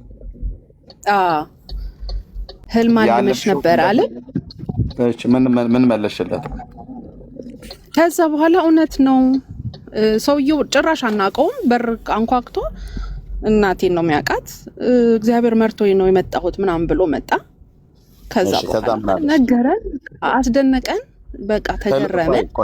ቆይ ህልሙን ያንን ያለምሽውን ህልም ነው የነገረሽ ወይ ዝም ብሎ በደፈናው ህልምን አለምሽ ብሎ አለሽ? ነገረኝ። ህልም አልመሻል እንደውም አንቺ ብሎ አያቀኝም ሰውየው፣ ስሜን እንኳን አያውቅም። ህልሙን ጨምሮ ነገረሽ? ሁለት ሆነው መጡ፣ ሁለት ነቢያቶች መጡ። ኖ ቁጥራቸውን አይደል የፈለኩትኝ። ህልሙን ነገረሽ፣ ያለምሽውን አንቺ ያለምሽውን ለማንም ያልነገርሽውን ህልም ነገረሽ ሰውየው የመጣው ወይስ ዝም ብሎ በደፈናው ህልም አልመሽ ነበር ነው ብሎ ያለሽ? ህልም አልመሽ ነበር እንደውም አንቺ ህልም አልመሽ ነበረ እንደውም ብሎ እሱ ብቻ ሳይሆን ብዙ ሌላም ነገር ተናግሯል። ኦኬ እሺ። ከዛ አንቺ አዎ አልሜ ነበር አልሽው አይደል? አዎ ለማንም የነገርኩት ሳይሆን ለቤተሰብ ነግሬ በስምንቱ ምናምን አባቴ ታመመ ማለት ነው። ስለዚህ ያ ሰውዬ ምን አለ? ህልም አልመሽ ነበር አለኝ። ህልሙን ግን አልነገረሽም? አንቺ ያለምሽውን ህልም አልነገረኝም። ኦኬ። አንቺ ግን ጨለማ ቤታችሁ ውስጥ ሲገባ አይተሻል? አዎ መንፈሴም የሆነ ነገር በቃ አባቴ የሆነ ነገር እንደሚሆን በቃ እንዴት ነው መረዳት አለ አይደል? የመንፈስ ቅዱስ አሰራር ስታቅ መረዳት ነው የሚሰጥ እና በዚህ አይነት መንገድ ቤተ ክርስቲያን ውስጥ አላደግንም ማለት እግዚአብሔር እንደሚናገረን። ኦኬ። ስለዚህ ያ ሰውዬ መጥቶ አባትሽ ይድናል ነው ብሎ ያለሽ? አባትሽ ይድናል ምን አለኝ? በዛ ሰዓት አሜን ነው ያልሽ አንቺ? ኦፍ ኮርስ። አስቀድሞ ግን እግዚአብሔር ጨለማ ሳይቶች ነበር ቤታችሁ ሲገባ። እንዴት የእግዚአብሔርን ህልም ትተሽ ለዛ ሰውዬ ቃል እንዴት አሜን አልሽ? እሱን እኮ ነው አላደግንም ማለት። ይሄ መጽሐፍ ቅዱስን እናውቃለን እንጂ የመናፍስትን አሰራር አናውቀውም። ቆይ መናፍስት አይደለም እዚህ ጋር ያለው፣ መናፍስት አይደለም እዚህ ጋር ያለው። እግዚአብሔር አስቀድሞ ጨለማ በቤታችሁ ሲገባ አሳየሽ። ከእግዚአብሔር ነው ወይ ያየሽው ብዬ ስልሽ አዎ አልሽ። ኦኬ። ሰውየው ደግሞ መጣና ህልም አልመሽ ነበር ብሎ በደፈናው ነገረሽ። ከዛ ደግሞ ለአባትሽ ጸልይላቸው ይድናሉ ብሎ አላሽ። የስ በዛ ሰዓት ደግሞ አንቺ አሜን አልሽ። አዎ አልኩኝ። ግን የተፈጸመው በአባትሽ ላይ አንቺ ያየሽው ህልም እንጂ ያ ከውጭ መጥቶ እንግዳ ደራሽ ሆኖ የነገረሽ ሰውዬ ይፈውሳሉ ብሎ ያለሽ አይደለም። አባትሽ ላይ ሀፕን የሆነ ምንም ነገር አልሆነም። የማን መልእክት ነበር? ያለውን ሁኔታ ነገረን እንጂ ምንም ያለው ነገር የተፈጸመ አንዳች ነገር የለም። ግን ምንድነው የማን መልእክት አባትሽ ላይ ሀፕን ሆነ? እኔ ያየሁት ህልም ተናገርኩኝ። ቤተሰብ ጸልዩ፣ የሆነ ነገር አለ አልገባኝም እኔ እንዲህ ነገር ግን የሆነ ነገር በቤተሰቦቼ ላይ አንድ ነገር አለ ብዬ ነግሬያቸዋለሁ። መረዳት ነው በቃ። የማን ነው መልእክት? የማን መልእክት ነው ታዲያ ቤታችሁ ውስጥ ተፈጻሚ የሆነው? የአንቺ ወይስ የዛ ሰው? የኔ። የአንቺ። የዛን ሰው ንግግር ግን እንዳትረጃው ያደረገሽ ምን አለ ማለትሽ ነው? ያለማደግሽ ነበር አይደል? ምንድን ነው መሰለ መረዳት ሳይሆን እሱ ያለው ነገር ያለውን ሁኔታ ነገረኝ እንጂ አንዲት ነገር ወደፊት የሚሆነውን ነገር የተፈጸመ ነገር የለም። ይፈወሳልም በምን አይነት መንገድ እኔ እግዚአብሔር ሲፈውስ እንደዚህ ነው እንትን ያልኩት እና በኋላ ምን መሰለ እኔ እነሱ ላይ ዲፔንድ ማድረግ እኔ ያየሁት ህልም የሱ ለምን ታድፈነፍኛለሽ? የሱ አባቴ ይፈወሳል ብሎኝ ነበር የነገረኝ አልሽ። አሁን ደግሞ ወደፊት ምን እንደሚሆን አልነገረኝም ብለሽ አየሽ፣ ሀሳብሽ ተጋጨ ማለት ነው እንዴ? አባትሽ ይፈወሳል እኮ ብለሽ ስልሽ የወደፊቱን ሁሉ እኮ ጭምር ነው የነገረሽ ማለት ነው። ከዛ ደግሞ አሁን ደግሞ የወደፊቱን አልነገረኝም የሆነውን ነው የነገረኝ አልሽኝ። ያ ሰው እንግዳ ሆኖ መጥቶ እናንተ ቤት የጸለየው ሰው አባትሽ ምን ይሆናል ብሎ ነው የነገረሽ መልእክቱን? አባትሽ ይፈወሳል ያደረገበትን ድግምት ያደረገበትንም ሰውዬ ነገረን። እዛ ቤት ውስጥ ዘበኛ ሆኖ ይሰራ ነበርና እሱ ነው እንዲህ ምናምን ብሎ ነገረን። ኦኬ። ከዛ ይፈወሳል ብሎ አለሽ? ከዛን ይፈወሳል አለ። አዎ ብሎ አለ። ኦኬ። እውነትም እናቴም ደግሞ ልብስ ሰታው ነበረ። ለዚህ ለዘበኛው ልብስ ሰታው ደብረ ብርሃን ድረስ ሄዶ ድግምት ተደርጎበት ነበረ እና ሰውየው ምንም አላለውም። ለምን የአጋንንት አሰራር ስለሆነ ራሱ በፈቃዱ ረቀቀ። በኋላ ዘበኛው ማለት ነው አባትሽ ይፈወሳል ግን ብሎ ነው የተናገረው ያ አገልጋይ። አዎ ይፈወሳል ብሏል። አዎ ግን በምን አይነት መንገድ እንደሚፈወስ አሁን ያልወደድኩትን ፓርት ልንገርህ። ቆይ ነው ያልወደድሽውን አይደለም አገልጋዩ ያለውን በእግዚአብሔር ፊት እግዚአብሔርን ትፈሪያለሽ ብዬ አምናለሁ። አገልጋዩ ቀጥታ ያለውን አባትሽ ይፈወሳል ነው ብሎ ያለው ወይስ ድግምት ተሰርቶበታል በጨርቁ በልብሱ ላይ ተወስዶ ነው ብሎ ያለው? የጀመረው ምክንያቱ ድግምት ተሰርቶበታል፣ ጥንቆላ ተደርጎበታል። እናትሽ በሰጣችው ልብስ መሰረት ደብረ ብርሃን ተወስዶ እንዲህ ተደርጓል። እሱም ዘበኛው ነው። ለዘበኛው አንስተሽ ሰጥተሻል እናትሽን አላት። እውነት ነው ሰጥቻለሁ። የአባቴ የድሮ ሰፋፊ ሱፎች ነበሩ አይጠቀምባቸውም። እሱን ይልበስ ብዬ ሰጥቼዋለሁ አውጥቼ በሙሉ ብላ እናቴ ተናገረች። አባቴ የሚያውቅ ነበር። እውነት ነው ተባለ እና በዛ ሰዓት አመንን ማለት ነው። አመንን፣ ያ ትክክል ነው፣ እውነት ነው አመንን። የእግዚአብሔር ስራ ነው፣ እግዚአብሔር በነቢያቶች ይሰራል ብለን አመንን።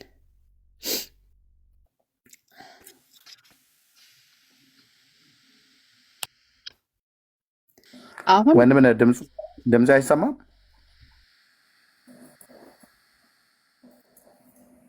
ይሰማል? ይሰማኛል ወገኖች፣ ድምጽ አይሰማም? ሰብሊ አሁን ይሰማል። ቅድም አውርተህ ከሆነ ግን አልተሰማም ነበር። አሁን ግን ይሰማል። እያወራ ነበር። እሺ ምንድነው ከአርስቱ ጋር የሚሄድም ነው ማሄድም ነው። ከአርስቱ ጋር የሚሄድበት ምክንያቱ ሐሰተኞች ሰዎች ወደ ቤተክርስቲያን ሊገቡ ይችላሉ። ያው የሐሰት ልምምዳቸውን ይዘው ሊገቡ ይችላሉ። ያው በእነዚህ ምክንያት ቤተክርስቲያን ተሳስታ ታውቃለች ወይ? አዎ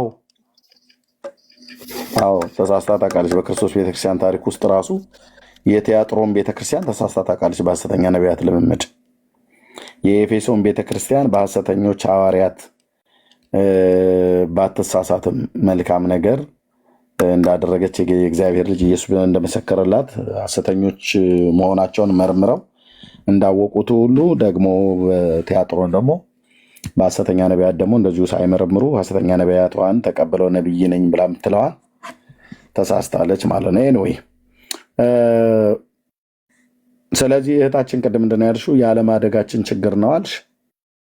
ስለዚህ እናንተ ቤት እግዚአብሔር ተናግሯችሁ ነበር፣ ለራስሽ ነበር የተናገረ። ሲጀምር ጨለማ ቤታችሁ ሲገባ ተክታችሁ መጸለይ ነበረባችሁ። አንቺም ዝም ብለሽ ስትናገሪ እንደው ይመስለኛል ከማለት ይልቅ አየሽ፣ ቅድም እንዳልሽው በመንፈሳዊ ሕይወት አለማደጋችን ነው ብለሽ ማለትሽ አይዶ ነው። እንግዲህ በጌታ ቤት ምን ያህል ጊዜ እንደቆየሽ ግን በትክክል ነበር ጌታ ያሳይሽ ማለት ነው። ጨለማ ማለት ሐዘን ማለት ነው። ሐዘን ቤታችሁ ሲገባ ጌታ እያሳየሽ ነበረ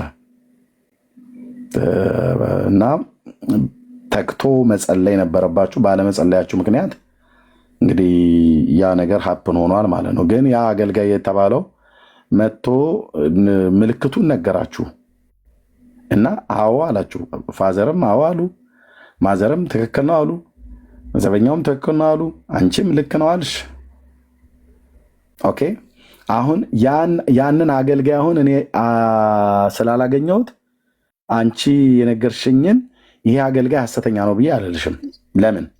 ያንን አገልጋይ እኔ አላገኘሁትም። ባገኘው አየሻውን ድግምት እንደተደገመበት ደብረ ብርሃን ተወስዶ ጨርቁ ተወስዶ በዘበኛው በኩል እንደሆነ አባትሽም ትክክል ነው ብለዋል፣ እናትሽም ትክክል ነው ብለዋል።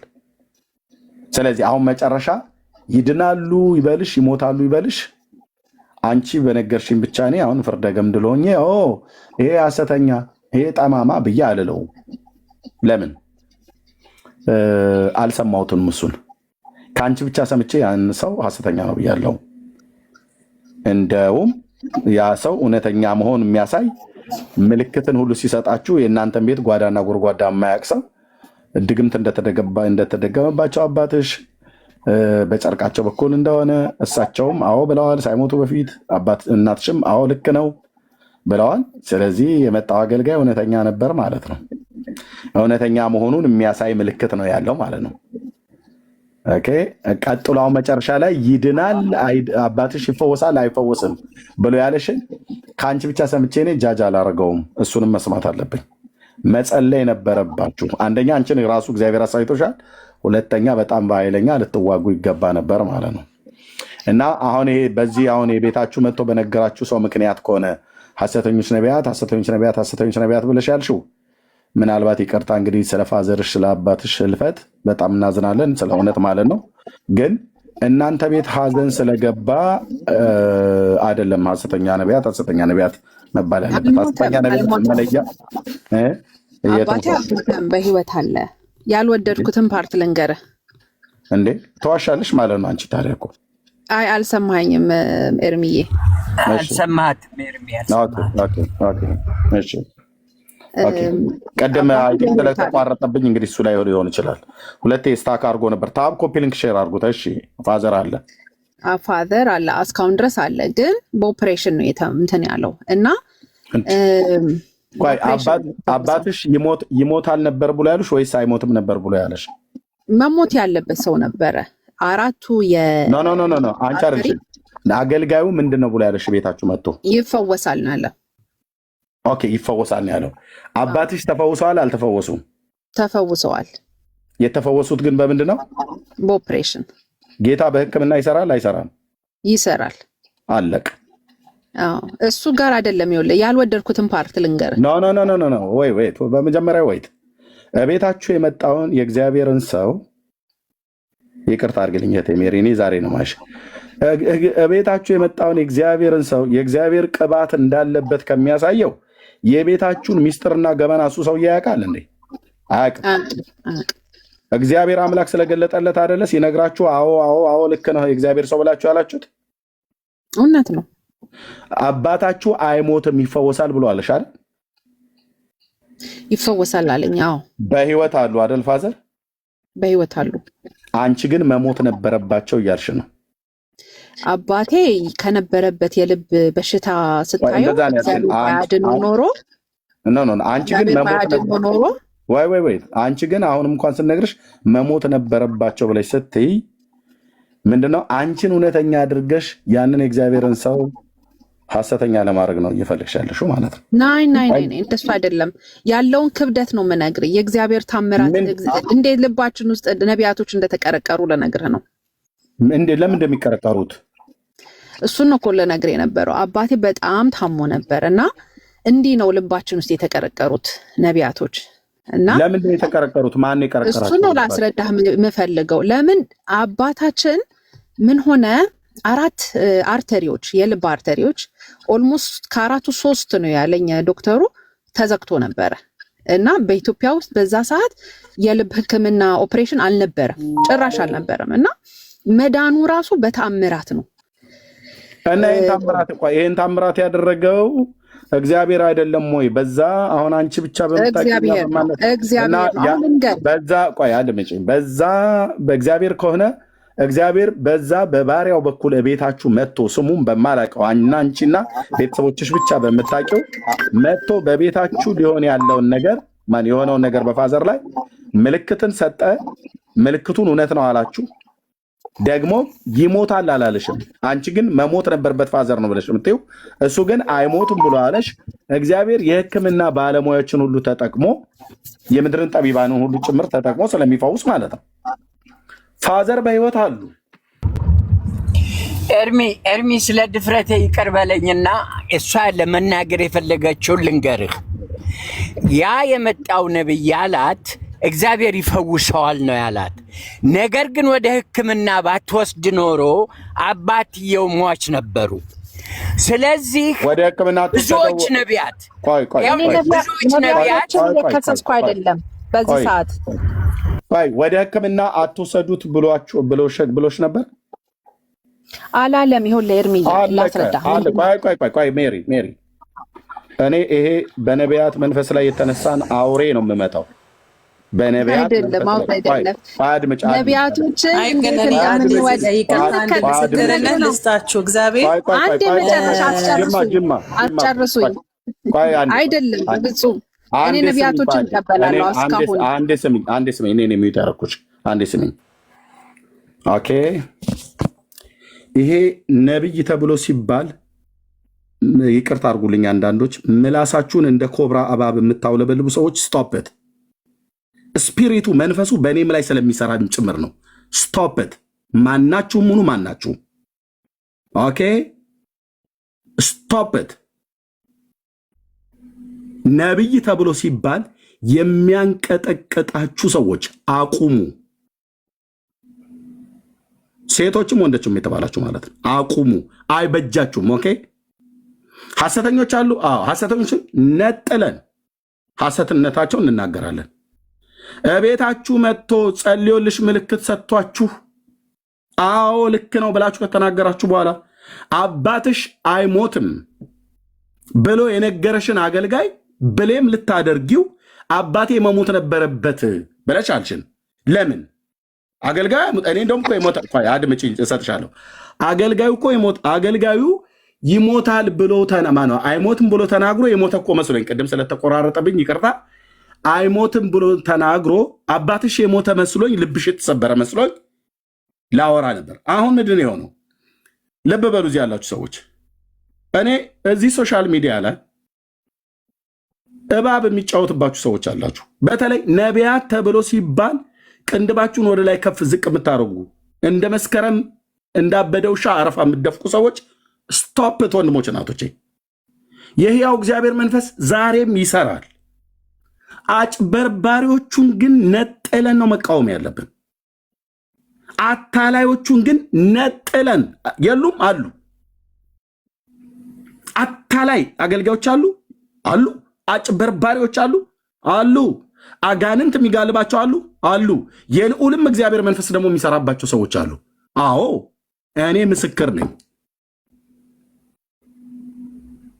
በደንብ አሉ የእግዚአብሔር መንፈስ የሚሰራባቸው ሰዎች ስለዚህ በጥንቃቄ እናንተ ቤት የመጣውን አገልጋይ ለምን ነው ብለ የምታደርጉት ታዲያ እኔ ብሌም አላደረኩት በሌም ካላደረግሽ ታዲያ ለምንድን ነው ምልክት ሰጠን ምናምን ነገር ብለሽ ከሱ የጀመርሽው አባትሽ ይፈወሳል ብሎ ወደ ሐኪም ቤት አትውሰዱት ጌታ በሐኪም ቤት ሳይሆን ራሱ እጁ ትፈውሰዋለች ሐኪም ቤት የሚባል አትውሰዱት ብሏችሁና ሳትወስዱት ቀርታችሁ ቢሞትባችሁ ኖሮ እርግጥ ነው ሐኪም ቤት አትውሰዱ ብሎ ወይ ደግሞ ሐኪም ቤት የሰጠው መድኃኒት አስጥሎ ይድናል ብሎ አባቴን ተናግሮ አባቴን ገደለው ብለሽ ብትይ እንደነኛ አይነት አሉ ተጠንቀቁ ብለን እንላለን እሱ መጣ እግዚአብሔር ያድነዋል አባትሽ አይሞትም ብሎ ተናገረ ሐኪም ቤት አትውሰዱት አላለም ለምንድን ነው ይሄንን እግዚአብሔርን ሰውን የማላቀውን ሰው እዚህ እኔ ፊት በክፉ የምታንሹት ታዲያ እኔ ብሌም አላረኩትም ለምን አነሳሹ ብሌም ካላረክሹ ለምን አነሳሹ ይሄንን አገልጋይ እሱን አይደለም ብሌም አድርገው በእኛ ውስጥ ምንድነው መሰለህ ቆይ ለምን አነሳሹ ይሄንን አገልጋይ መልሽ እሱን ልነግርህ ነው ሐሰተኞች ነቢያቶች የሐሰተኞች አገልጋዮች እንዴት በውስጥ እንደሚገቡ ከዛ በኋላ ምን መሰለህ ኖ አድምጪኝ ይሄንን አገልጋይ ሐሰተኛ ነው ብለሽ ስላልሽው አይደለ ልባችን ውስጥ ገብቷል ሆዳችን ውስጥ ገብቷል ብለሽ ምትይ ወይስ ለምን ያነሳሽው ይሄንን አገልጋይ እኮ ለሱ ነው የምነግርህ ለሱ ነው እኮ ለምን አነሳሽው ሐሰተኛ ነው ሰውየው አገልጋይ ነቢያቶች እኮ አይደሉም ጥፋተኞች እኛ ነን ጥፋተኞች አድምጪኝ እኔ ስለእናንተ አይደለም በኋላ ላይ እንመጣለን ይሄንን አገልጋይ ለምንድን ነው ያነሳሽው ነው ያልኩሽ እኔ አሁን እሱን ያነሳውበት ምክንያት ከዛ ነው የኛ ታሪክ የጀመረው እንደዚህ ነቢያቶች ማለት ሐሰተኛ ነበር እሺ ሐሰተኛ ነበር የነብዩ እኮ ችግር እኮ አይደለም ስህተት እኮ አይደለም አሁን ላስረዳ የምፈልገው እህቴ ሜሪ በሐሰተኞች ነቢያት ተጎድተሻል ወይ ብዬ ስልሽ ምንድን ነው ያልሽው ቅድም ተጎድቻለሁ አዎ አልሽኝ አይደል ጉዳቱ የጀመረው አሁን የቤታችሁ አይደለም የራሴ ስህተት እህቴ እየተደማመጠን እባክሽ ኦኬ በሐሰተኛ ነቢያት ህይወትሽ ከተጎዳ ጉዳቱ የጀመረው እቤታችሁ ከመጣው አገልጋይ ጀምሮ ነው አይደል አሁን ከተቀሽልና አገልጋይ ጀምሮ ነው አይደል ከዛ ነው የጀመረው እንደዚህ ነቢያቶችን ማዳመጥ ስለዚህ ያ ቤታችሁ የመጣ ሰውዬ ሐሰተኛ ነው ማለት ነው ሐሰተኛ ሊሆን አይችልም ምን መሰል ሐሰተኛ የምናደርገው እኛ ነን ሐሰተኛ ካልሆነ ሐሰተኛ የምናደርጋቸው እኛ ነን ስህተተኞች የምናደርጋቸው ለምን በለኝ እኔ ሳወራ አታውሪ ታዲያ ሐሰተኛ ካልሆነ ሰውየው ሐሰተኞችን መውቀስ ስትጀምሪ ለምንድን ነው ሐሰተኛ አይደለም ብለሽ ከምትመሰክሪለት አገልጋይ የምትጀምሪው ነው ብዬ የምልሽ። አይሱ ሐሰተኛ አይደለም ግን በሌሎች ሐሰተኞች እጅ ወድቀናል ከሆነ ንገሪኝ። ካልሆነ ለምንድን ነው ይህንን ሰው ሐሰተኛ ነው ብለሽ በሐሰተኞች ተጎድቻለሁ ብሎ ለማለት ለምን ከዚህ ሰው መጀመር ፈለግሽ አንቺ? ሜሪ መልሽልኝ። አይ ቲንክ ከመልእክቱ ቀጥሎ ኖ ወይት እሺ ልናገር። ይኸውልህ ምንድን ነው መሰለህ ከዛ በኋላ ኮንቲኒቲ ጀመረ ከነሱ ጋራ ሪሌሽንሽፕ ጀመርን ማለት ነው። ከነሱ አትበይ ከነማ ከሱ ከሰውየው በኋላ አቋረጥኩኝ። ለምን መሰለህ በፊት ምን የሚለው ነገር ዲፔንደንስ ገባ። በእግዚአብሔርና በእኛ መካከል የሚገባ ሰው አያስፈልግም ጸልዩልኝ የሚል ነገር ነው። ከዛ በኋላ እግዚአብሔር የሚናገረኝን ትቼ እስቲ እነዛ ነቢያቶች አሉ ኩዊክ ፊክስ በቃ ወደ እነዛ ነቢያቶች ይጸለይልን የሚል ነገር ውስጥ ገባን። ምን ሆኑብን? እነዛ እውነተኛ ነቢያቶች ጣዖቶች አድርገን ቁጭ አረግናቸው። ማን ያደረጋቸው? አንቺ ነብሰብ ትክክለኛ ነቢያቶች እኔና ቤተሰቤ እየተደማመጠን እህቴ ከኔ ጋር ስለምታወሪ ማን ነው ያንን እውነተኛ ነቢይ ተከተላችሁ ሄዳችሁ ከዛ ያንን እውነተኛ ነቢይ እናንተ ቤት ጣዖት ሆኖ ገባ አይደል? አዎ ልክ ሕዝቅኤል ላይ እንደሚናገረው ማለት ነው። ሕዝቅኤል 14 ላይ ምን ይላል? የሕዝቅኤልን ነው እህቴ የልዑል እግዚአብሔር መንፈስ ያለብኝ ሰው ነኝ። እሺ ሕዝቅኤል 14ን ተይና ያ እውነተኛ ሰው እቤታችሁ መጣ፣ እውነተኛ መሆኑ መሰከርሽለት። ከዛ ተከትላችሁ ትሄዳችሁ አይደል? እሱን ተከትላችሁ ስትሄዱ በልባችሁ ጣዖት ሆኖ ያስገባችሁት እናንተ ናችሁ። እኛንን ጥፋተኛ እያልሽ ነበር። እናንተ ናችሁ አይደል ሰውየውን እንደ ጣዖት አድርጋችሁ ያስገባችሁት? አዎ በቃ እሱን ልነግርህ ነው የፈለገው። እሱ ትክክል ሊሆን ይችላል። አድመጨኝ። ታዲያ ምን ያርግሽ? አንቺ ጣዖት ማምለክ የለመድሽ ሴትዮ ሰውን ወደ ማምለክ የደረስሽው አንቺ ነሽ እንጂ እሱ አይደለም። እኛ በፊት አናመልክም ክርስቲያኖች ነበርን እና ኖ ክርስቲያን ሆነሽ አይደል? አድመጨኝ እባክሽ። አንቺ ጣዖት ማምለክ ልማድሽ የሆነ ሴትዮ እውነተኛ መልእክት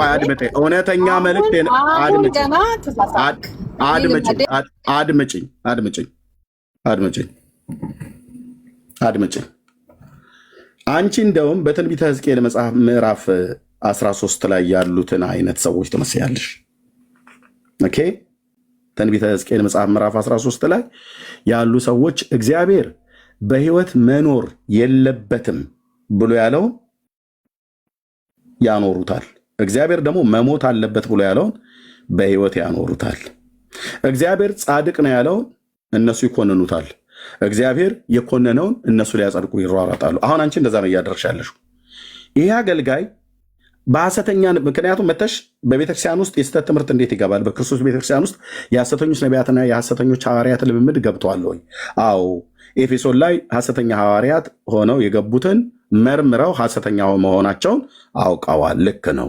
እንደዚሁም ደግሞ ቲያጥሮን ቤተክርስቲያን ላይ ደግሞ ሐሰተኞች ነቢያትን ሐሰተኛ ነቢይ የተባለችዋን ወይ ደግሞ ራሷ ነኝ ብላ ያለችዋን ኤልዛቤልን አይተዋት ትተዋታል።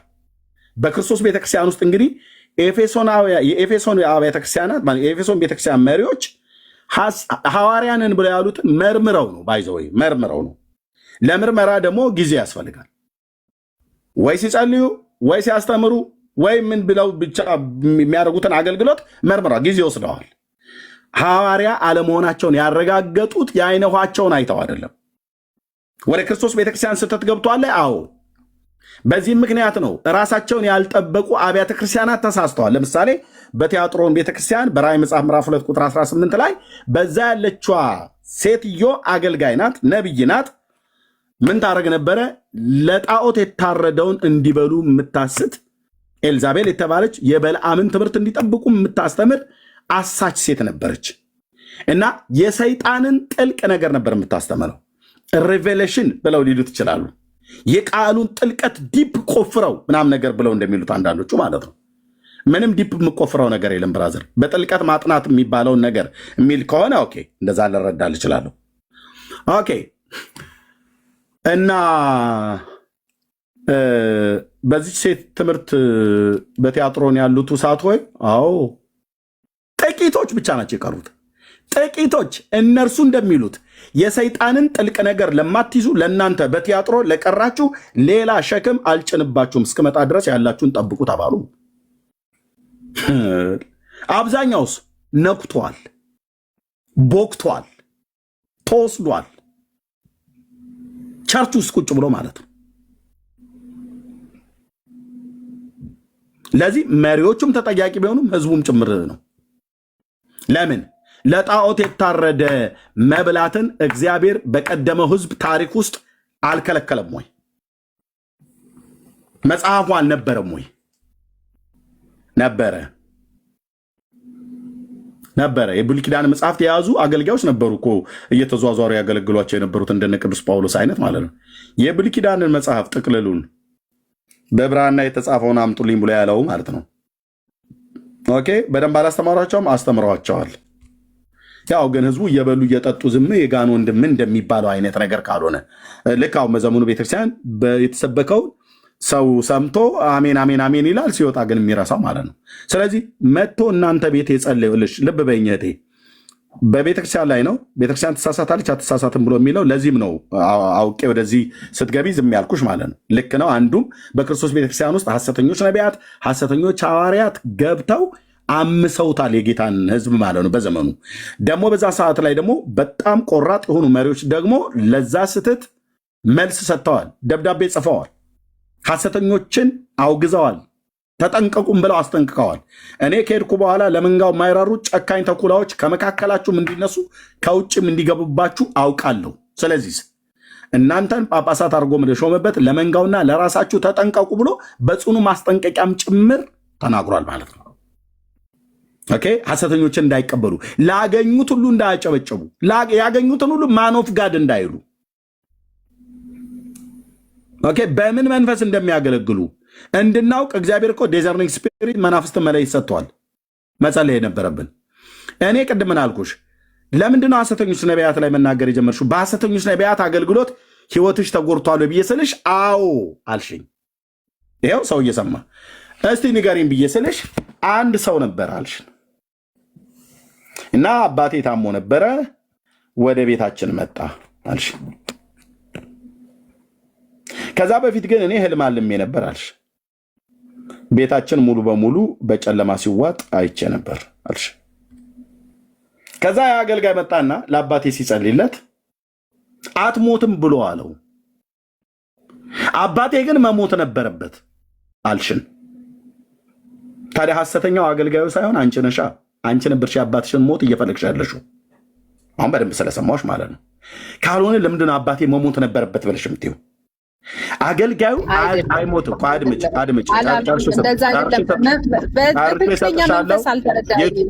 ዩቲዩብ ላይ ስሚው፣ ሪካርድ የተደረገው በኋላ ዩቲዩብ ላይ ስሚው። ሪካርዱን ራስሽን ስትሰሚው በኋላ ትታዘቢዋለሽ። እሺ፣ እኔም ከሆነ እኔ ራሴ ትታዘባለሁ። እኔ መሰለኝ አይሞትም ብሎ አባትሽን ነግሮሽ አባትሽ የሞተ ነበር የመሰለኝ። ቅድም ስልኬን ሪስታርት አድርጌ የተመለስኩትኝ እምቢ ሲል ማለት ነው። ለጊዜ አይሰማም እያልኩ ባልኩበት በዛ ሰዓት ላይ አይሞትም ብሎሽ አባትሽ የሞተ ስለመሰለኝ በኋላ ስናገር በሌም ኖ አለ። ኖ አልሰማትም አለኝ። ኦኬ አስተካከልኩ ማለት ነው። ኦኬ አገልጋዩ መጣ እናንተ ቤት ሲጸልይ እግዚአብሔር የገለጠለትን ነገራችሁ። ድግምት ተሰርቶበታል በአባትሽ ላይ አለሽ። ኦኬ ደብረ ብርሃን ከተማ ላይ ልብሱን ወስደው አስደግመውበታል አለሽ። እናንተም አባትሽም እናትሽም አዎ ትክክል ነው አሉ አይደል? ነው አይደለም እህታችን? አዎ ትክክል። እስካሁን ድረስ ግን ማን የገለጠለት? ይህንን ደብረ ብርሃን ከተማ ላይ እኔ እኮ ነገርኩህ እኮ ሰውየው እኮ ትክክለኛ መንፈስ ነበረው። ስተተኛ ያደረግነው ሐሰተኛ ያደረግነው አድምጪኝ። ታዲያ ለምንድን ነው ከዛ በኋላ እግዚአብሔር ታዋሰው ብለን ወዳችን ሳይሆን ቆይ አድምጪኝ።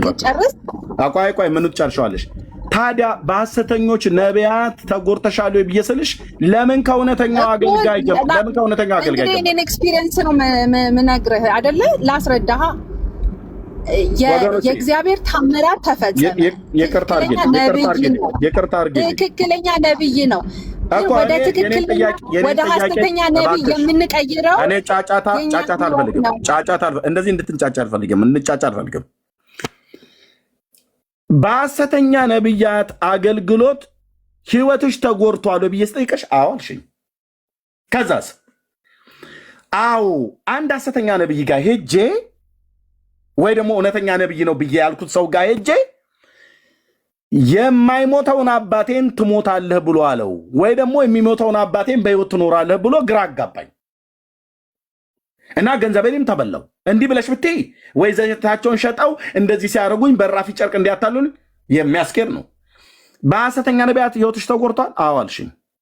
ንገሪኝ ብዬ ስልሽ እውነተኛውን አንቺ የምትመሰክሪለትን ነቢይ ከሱ ጀመርሽ። እኔ እየጠየኩሽ ያለሁት በሐሰተኛ ነቢያት ተጎድቻለሁ ብለሽ ለምንድን ነው ከእውነተኛው አገልጋይ ጀመርሽው?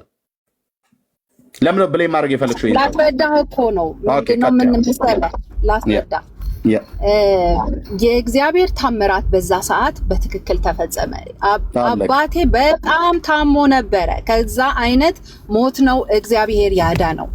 እኔ እኮ አሁን ሰውየውን ሐሰተኛ የምናደርገው ከዛ በኋላ እኛው ራሳችን ስለምንከተላቸው ነው። ተአምራቱን ሳይተን እግዚአብሔርን መጠየቅ ትተን እንደ በፊቱ እግዚአብሔር እንደሚናገረን ራሳችን ከእግዚአብሔር ጋራ መነጋገርን ትተን እነሱን መከተል ስንጀምር እነሱ በእኛ ይወጣዎት ሲሆኑ ያ ነው ሐሰተኛ የሚያረጋቸው እንጂ እነሱ እኮ ትክክል ናቸው።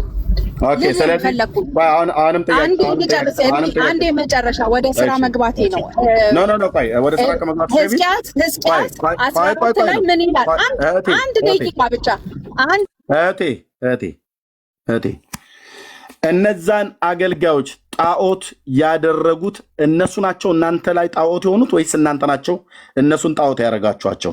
ንገሪኝ። ቴንክ ዩ። ከዛ መጨረሻውን አጠቀለሽ ተወጫለሽ።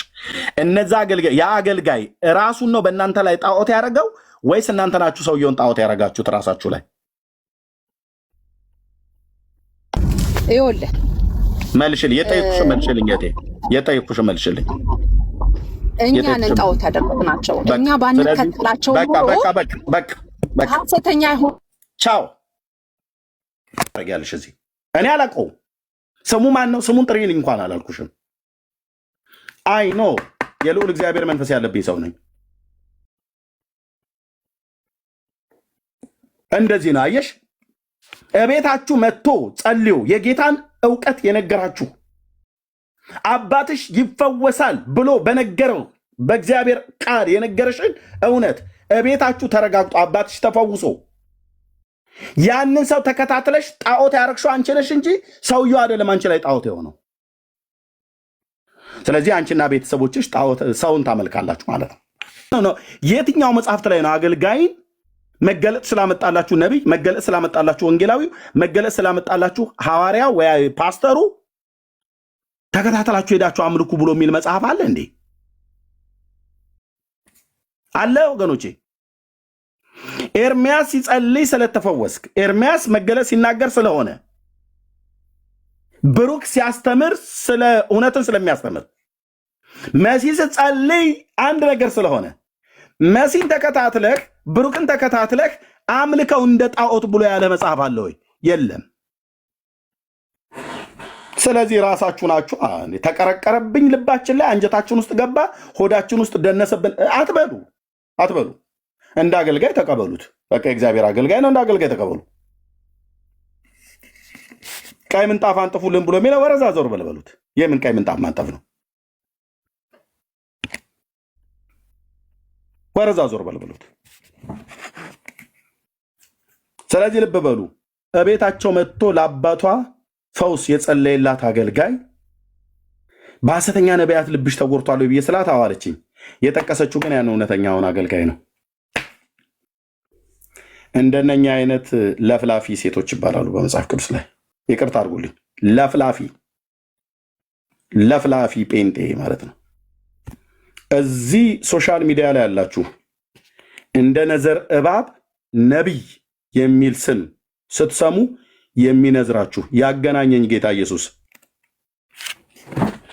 በእናንተ ምላስ ይሄ ጸጋ ስጦታ አይሰደብም። እውነተኞች አሉ፣ አጭበርባሪዎችም አሉ። አጭበርባሪዎቹን ከእውነተኞች ነጥለን እንቃወማቸዋለን። እውነተኞቹን ግን በጽድቅ መንገድ የሚያገለግሉትን ያገለግላሉ። ምን ይበላት ታዲያ? አባትሽ አይሞትም አላት። አልሞተም። ምልክትን ሰጣቸው ቤታቸው። ደብረ ብርሃን ከተማ በጨርቁ ተወስዶ ነው የተደገመበት ብሎ አላት። እናትየዋም ተነስታ ልክ ነው አለች። አባትየውም ልክ ነው አሉ። ምን ይበልሽ ታዲያ? አባትሽ በሕይወት አለ፣ መሞት ነበረበት አለች። ልትበይ እድር አይደል?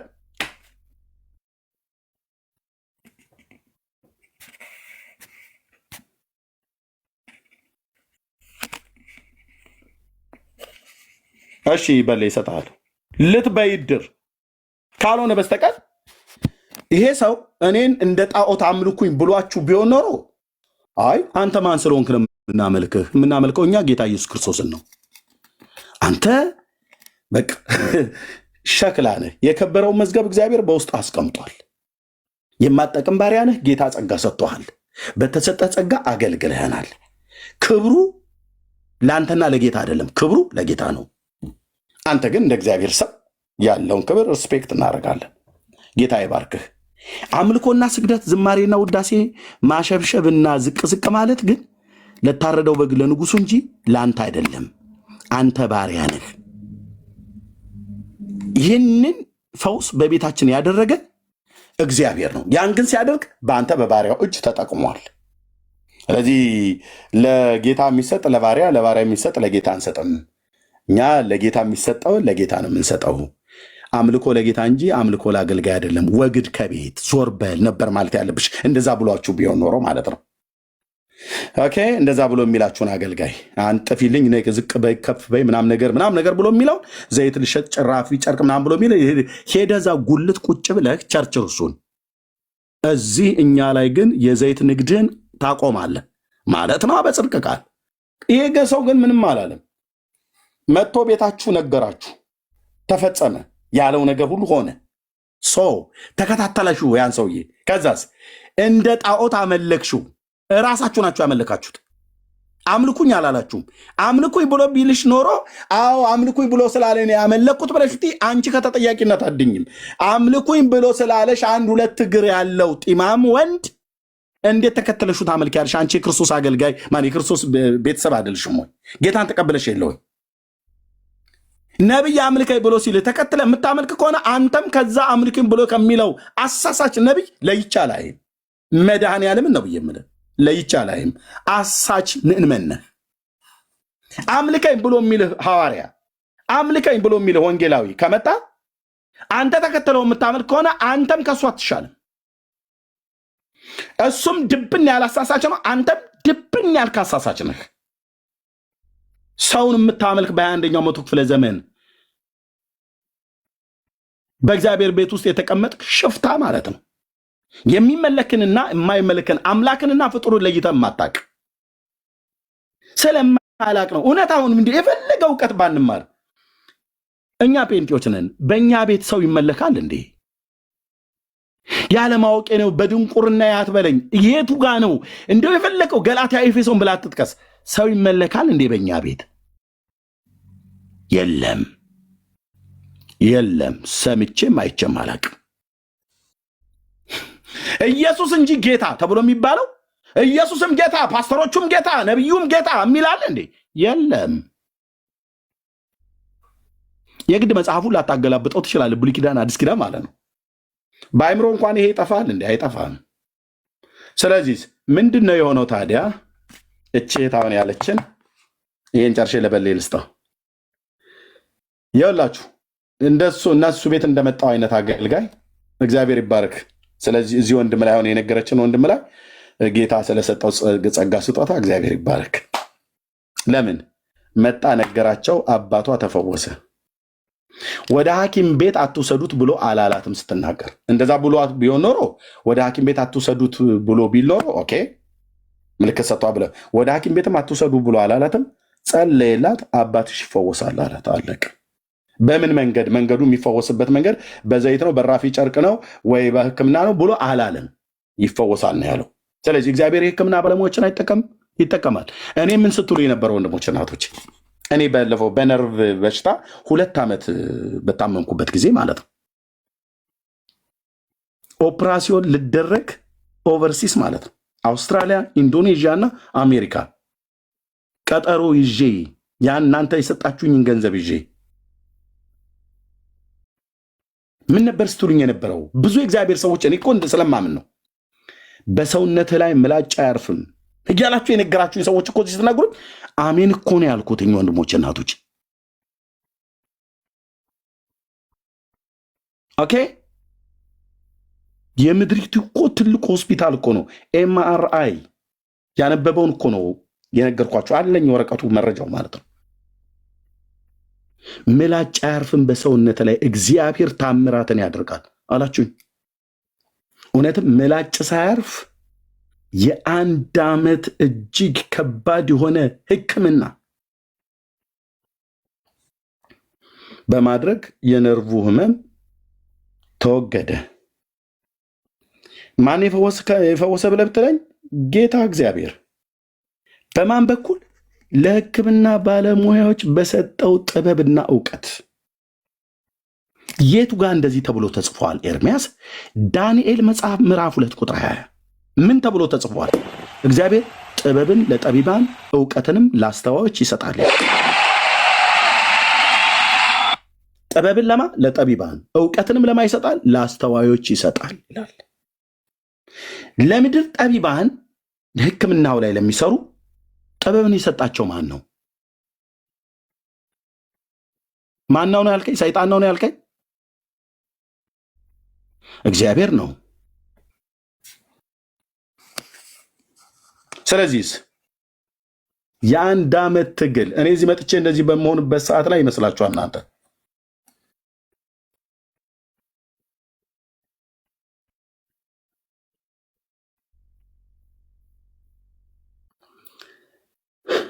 ሎክ የነርቭ ህመም በዚያን ያህል ጥዝጣዜ ውስጥ ሆኜ ኮዲን እና ትራማዶል የሚባል ኪኒን እየቃምኩኝ ነበር እግሬ ሲደነዝዘኝ ቁጭ ብዬ እናንተን ሰብክ የነበረው።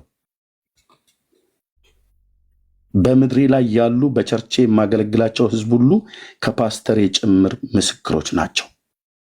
ቸርች ምስክር ናት። ለዚህ ብራዘር የማንንም የጠገበ የሚያናፋ ወጠጤ እዚህ ሶሻል ሚዲያ ላይ ወጥቶ ስለ ጮኸ እንዳይመስልን በኤቪደንስ የተረጋገጠ መረጃ እጄ ላይ እኮ ይዤ ነው እንደዛ ማወራችሁ።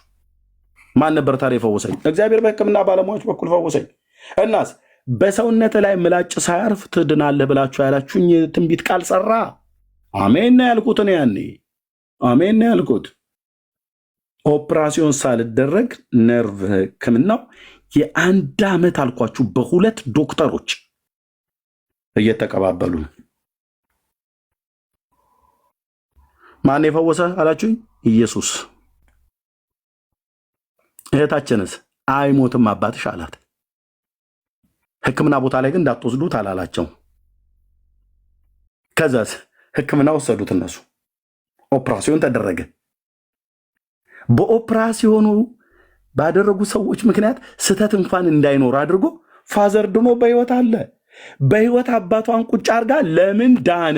አባቴ መሞት ነበረበት ብላ ያለች አባቷን ለመግደል ሆን ብላ የተደራጀች ሴት እንደሆነች ነው የማስበው። ይሄንን አንቺ እግዚአብሔር ምሕረት ያርግልሽ።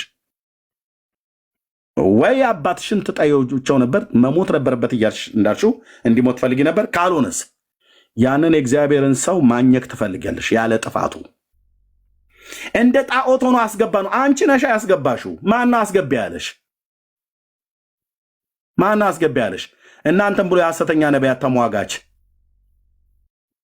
እኛ የሐሰተኞች ነቢያትን ገትረን እንያዘ። ብዙዎቻችሁ በስሜት በጥላቻ ነቅዛችሁ ነው የምታወሩት። እውነተኛና ሐሰተኛን እንኳን እንዴት እንደሚለይ እንኳን አታውቋቸው።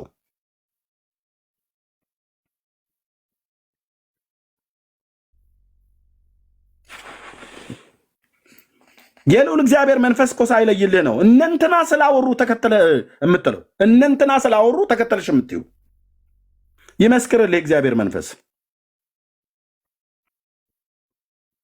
በእውነተኞች ስም ሐሰተኞችን አጥረግርገን አንቀበልም፣ በሐሰተኞችም ስም እውነተኞችን አጥረግርገን አንሰድብም። ያው እውነት እትዬው ጸግዬ እውነት እኮ ነው። በሰሚ ሰሚ እቤቷ መጥቶ ምልክትን የነገራትን ሰው እቤቷ መጥቶ አባትሽ አይሞትም ብሎ ያላትን ሰው እቤቷ መጥቶ ያ እሷ ያየችው ጨለማ በቤቷ እንዳይሆን እግዚአብሔር በባሪያው በኩል ጸልዮ አባቷ በህይወት ኖሮ መታ እኔ ገስት ላይ ቁጭ ብላ በሐሰተኞች ነቢያት ተቆርተሻል። አዎ ከዛስ ይሄው እቤታችን የመጣ ማን ነው? እውነተኛ ነቢይ። ለምን ከእውነተኛው ጀምርሽ በሐሰተኛ ተቆርተሽ ለምን እውነተኛውን ትጠሪያለሽ? ሐሰተኞቹ ለምን አትገልጭም? አምልኪኝ አለሽ፣ እኛ አምልከኑ እሱ ብሎሻል አላለኝም። ታዲያ ማን ነው ጥፋተኛ? አንቺው ነሽ ድብን ያልሽ አሳሳች ዳርያዥ ነውረኛ ትውልድ። ከዚህ በኋላ አንድ ጴንጤ እኔ ጋር መጥተህ ሐሰተኛ ነቢይ ለብተህ ልጠይቅሃለሁ። በደንብ ነው የምጠይቅህ። በደንብ አሉ። እኔ የሉም አላልኩም። ሐሰተኛ በጣም አጭበርባሪዎች አልኩ። አጋንንት ገጣጥሞ የላካቸው በጣም ብዙዎች አሉ። ግን እጠይቅሃለሁ። መስቀለኛ ጥያቄ የምጠይቅህ ካልሆነ ታች ትወርዳለህ፣ እታይ ትወርጃለሽ። እኔ ጋር መጥታችሁ የእግዚአብሔርን ሰዎች ስማቸውን አታጠልሹ። እኔ ጋር መጥተህም ሐሰተኛውን አታጸድቀውም። እኔ ጋር መጥተህም ጻድቁንም አትኮንነው። እጠይቅሃለሁ። ያ መንፈስ በእኔ ውስጥም ስለሚሰራ ቴንኪው። በሌ መቀጠል እችላለሁ። እግዚአብሔር ምሕረት ያርግልሽ። አንቺ እግዚአብሔር አምላክ ይባርክህ። በጣም ግልጽና ትክክለኛ ነገር ነው የተናገርከው። አንተ ደግሞ በትክክለኛ እግዚአብሔር እንደሚገልጽልህ 3 ወር አልሞላም በራሴ ህይወት ውስጥ ያየሁት ነገር ነው። ትዝ ይልሃል? ያየሁትን ህልም ነግሬህ ትርጉሙን ነግረኸኝ ስልክህን ኢቭን ቻርጅ ስታደርግ መኪና ውስጥ ወይ ምናምን ቻርጅ አድርግ ብለኝ በእግዚአብሔር ፊት በአብ በወልድ በመንፈስ ቅዱስ ፊት እውነትን እናገራለሁ። ከመጋልም አልፎ ሰምቼ የማላቀውን ድምፅ ነው የሰጠኝ ስልኬ። 24 ሰዓት በማይሞላ ጊዜ ውስጥ የሆነ ተር እያለ ሊፈነዳ ደርሶ ግሎ ነቅቼ እግዚአብሔር አተረፈኝ። ያ እውነተኛ እንዳሉ አንዱ ማረጋገጫዬ ነው። እኔ ትንሽ ነገር ልናገር ፍቀድልኝ። ዛሬ ጅቡቲ ውስጥ ነው ጌታን እንዳዳኝ አድርጌ የተቀበልኩት። ጅቡቲ ውስጥ በነበረች ቤተክርስቲያን ውስጥ ምናልባት ይህን ፕሮግራም የሚሰሙ የጅቡቲ ወገኖች ካሉ ያውቃሉ። ይቅርታ ስራ እየገባሁ ነውና እሺ ቀጥል በሌ፣ አስወርጃታለሁ። ቤተክርስቲያንን ሊያፈርስ የተዘጋጀ የሆነ ኢምፖርት ኤክስፖርት የሚሰራ አይነት ግን የቤተክርስቲያናችን አባል የነበረ ሰው ምን እንዳለ አላቅም። በሽማግሌዎች ዘንድ ግን የተደረሰበት ነገር ነበረ። ሽማግሌዎች ነበር የሚያስተዳድሩን እና እኔ እንደዚህ እግዚአብሔር ገልጾልኝ ተናግሬ እንዲህ አይነት ነገር አየሁ ብዬ ከእግዚአብሔር የመጣውን በረከት የሆነ እንዲህ አይነት የሚመስል ሰው ወደ ራሱ እንደዚህ ሲወስደው ያ በረከት ወደ ሌላ አቅጣጫ ሊወርቅና ቤተ ክርስቲያንን ሊያፈርስ ደርሶ አየሁ ብያቸው ትክክል ነው ከሌ የሚባል ሰው እንደዚህ አይነት ችግር ተፈጥሮ በሽማግሌ እየፈታን ነው ችግሩን ብለው እግዚአብሔር የገለጸልኝ ነገር ባይሆን ያን አይነት መረጃም አላገኝም። አሁን በቅርብ ጊዜ ከዚህ በፊት መሰክር ሰምተ ይሆናል ስለ አንዲት የዚህ ሀገር እኔ ያለሁበት ስቴት የሚኖር ሰው እናት ወንጌልን ስመሰክርላት ያቋረጠ በማህፀኗ ውስጥ በመውለድ ምክንያት የተፈጠረ ችግር አለ የሚል ድምፅ ደጋግሞ ወደ ውስጥ የመጣ በመጨረሻ እኔ መሰክረው ስለ ጌታ ማዳን ነው፣ ይሄ ነገር ከእግዚአብሔር መሆን አለበት ብዬ ነገርኳት። እሷም አይ እኔ እንደዚህ አይነት ነገር ምንም የለብኝም አለች። ከኒውዮርክ ነበር የመጣችው። ወደ ኒውዮርክ ተመልሳ ሄዳ ወዲያው ነው ሆስፒታል የገባችው። ሆስፒታል ገብታ የነገሯት ነገር ያ እኔን የነገርኳት ነገር ነው። ደውላ ነገረችኝ። በይ እንግዲያው የነገረሽ ጌታ እንጂ እኔ አይደለሁም፣ ጌታን ተንበርክከሽ ተቀበይ ብዬ ተቀበለች። እግዚአብሔር ይሰራል። እኔ በነቢያቶች አምናለሁ። ነቢያቶች የሉም አይደለም። 99% ግን በአሁኑ ጊዜ በአገራችን ውስጥ የተዘሩ የሰይጣን ማደሪያዎች ናቸው።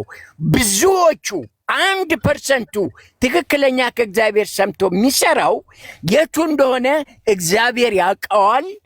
አንዳንድ የሚፈጸሙ ነገሮች ጠላትም ራሱ እያሳይ አሁን የኦርቶዶክስን ስተት ብናይ እኔ ራሴ ማርያም በጣም ወዳጅ ነበርኩ። ጌታን አውቄ ከማርያም ጋር በተፋታው ጊዜ ያየሁትን ህልም ብነግርህ የሚያስገርም ነው። ሰይጣን የብርሃን መልአክ እስኪመስል ድረስ ራሱን ይለውጣል የሚለውን ነው ያየሁት። በዛ ውስጥ ወደ ማርያም አምልኮ እንድመለስ የሚያደርግ ነበር ያየሁት ህልም። ነገር ግን የእግዚአብሔርን ቃል ብልጫ ሰጥቼ መመለክ የሚገባውን ብቻ ይዤ በመቆሜ አሁን ያለሁበት ቦታ አለሁኝ። ስለዚህ አሁን እኔ የተረዳኋት ያቺ ሴት አሁን ገብታ የነበረችው ሴት የተናገረችውን ነገር የተረዳኋት ብዙ ሰዎች ይድናል፣ ልጅሽ ይፈወሳል እያሉ የሞቱ ብዙ አሉ። በሀገራችን ውስጥ ብዙ ምስክርነት ሰምተናል። እኔም ይቺ ሴት ልትል የፈለገችው የመሰለኝና የተረዳኋት ያ ነቢይ መጥቶ የተናገረውን የእግዚአብሔርን አምኜ ብቀመጥ ወደ ሕክምና ቦታ ባልወስደው አባቴ ይሞት ነበር ልትል ነው። የተገኘው በሕክምና ነው በሽታው። እግዚአብሔር በሕክምና አይሰራም አይደለም፣ ይፈውሳል። ግን ነቢያቶች የሚሉት እግዚአብሔር ፈውሶታል፣ መድኃኒታችሁን ሁሉ ጣሉ እያሉ ብዙ ሰዎች ሞተዋል። ያም የሐሰት ነቢያቶች የቤተ ክርስቲያንን የክርስቶስን ስም እያሰደቡ ያሉበት አንዱ መንገድ ነው። እንደዛ የምትል መስሎ የነበረ እህቴ፣ በእርግጥ አንተ በነቀፍከው አቅጣጫ ከአንተ ጋር እስማማለሁ። የተሳሳታችሁ ነገር አለ እና የነገራትን ነገር በሕክምናም ቢሆን የዳነው እሱ በእግዚአብሔር ነው የሚፈውሰው እስካላላት እግዚአብሔርን ብጠብቅ ኖሮ አባቴ ይሞት ነበር ብላ እስካላለች የተሳሳተ አመለካከት ነው የያዘችው። ካንተ ጋር እስማማለሁ። ነገር ግን ደግሞ እውነት የምናገረው እኔ የነገርኩት ሴት ጌታን የተቀበለችውና እንትን ያለችው አሁን በቅርብ ጊዜ የእሷ አክስት ሞታ ሄጄ ነበረ። ባለቤቷ እዛ አካባቢ ያሉ ዘመዶች ሁሉ እኔ እንደ ነቢይ አይተው ልክ ይሄ እኮ እንዲህ የተናገረ ምናምን ብለው ከሚገባኝ በላይ ክብር ሰጡኝ። ነገርኳቸው፣ እኔ ጠንቋይ አይደለሁም፣ ሰው በፈለገ ጊዜ እንዲህ አየሁልህ ብዬ የምል ሰው አይደለሁም። እግዚአብሔር በወቅቱ የገለጸልኝን ነገር ተናግሬያለሁ። አሁን ተናገርልን ብትሉኝ ከአይምሮዬ አውጥቼ ካልሆነ በስተቀር እግዚአብሔር እንደ ጠንቋይ አይደለም የሚናገረው። የፈለገውን ግን ሊናገር ይችላል በየትኛውም ሰው ብዬ ነው መልስ የሰጠኋቸው። ራሴንም አንቱ ከመባል አውርጄ ተራ ማንኛውም ሰው እንደሆንኩኝ በደንብ አሳየኋቸው። የዛሬ ነቢያቶች በሀገራችን በተለይ የፈሉት በዓለም ዙሪያ ነው። በአፍሪካ በተለይ በዌስት አፍሪካው እንዳሸን የፈሉ ናቸው።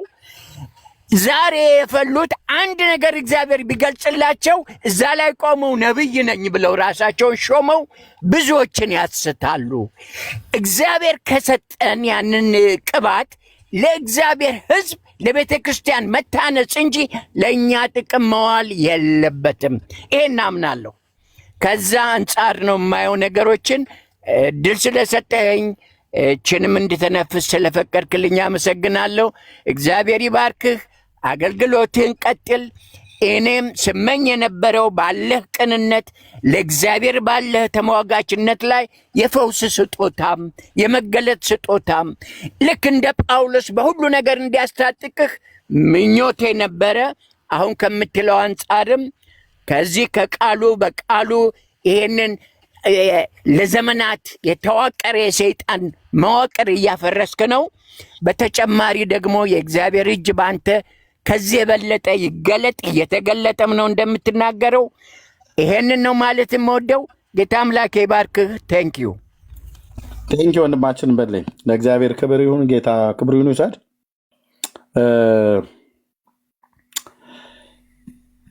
ምን እንላለን ወንድሞች እናቶቼ? ፕሊዝ ምን እንላለን? ምንድነው የሚባለው? አንድ ጥሩ ምሳሌ ነበር። አይዶ ነው እስካሁን እያስታወስኩት ነበር፣ አልመጣልኝ ብለዋል። የእህታችን ነገር ማለት ነው።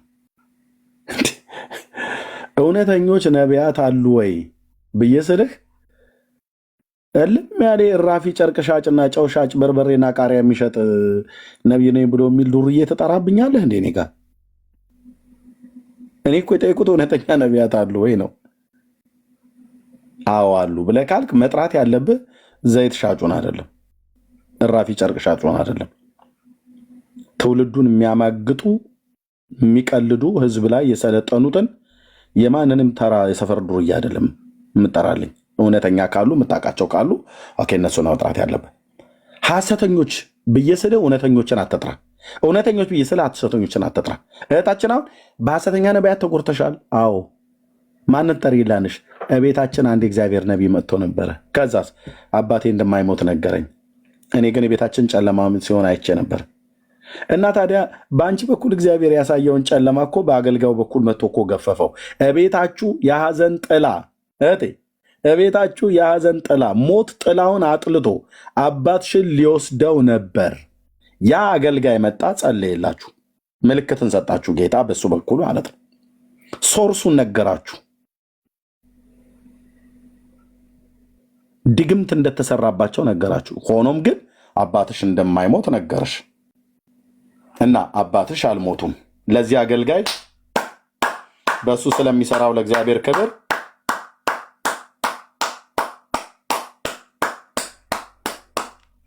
በዚህ አገልጋይ ስለሚሰራው የአባቴ ክብር አጨብጭቤያለሁ። እንዲህ ነው እንጂ ታዲያ አገልጋይ እንዴ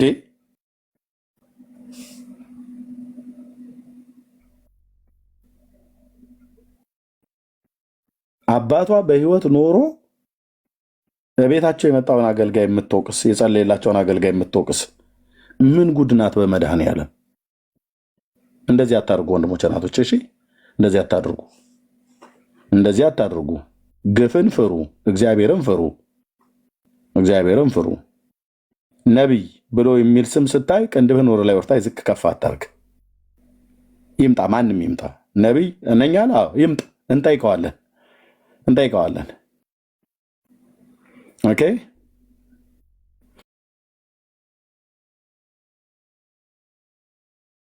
ነቢይ ነው ብሎ ያለውን ሰው ሁሉ በሙሉ ነቢይ ቤኪ ምናምን ነገር ብሎ ስለመጣ ነቢይ ብዬ አልጠራውም።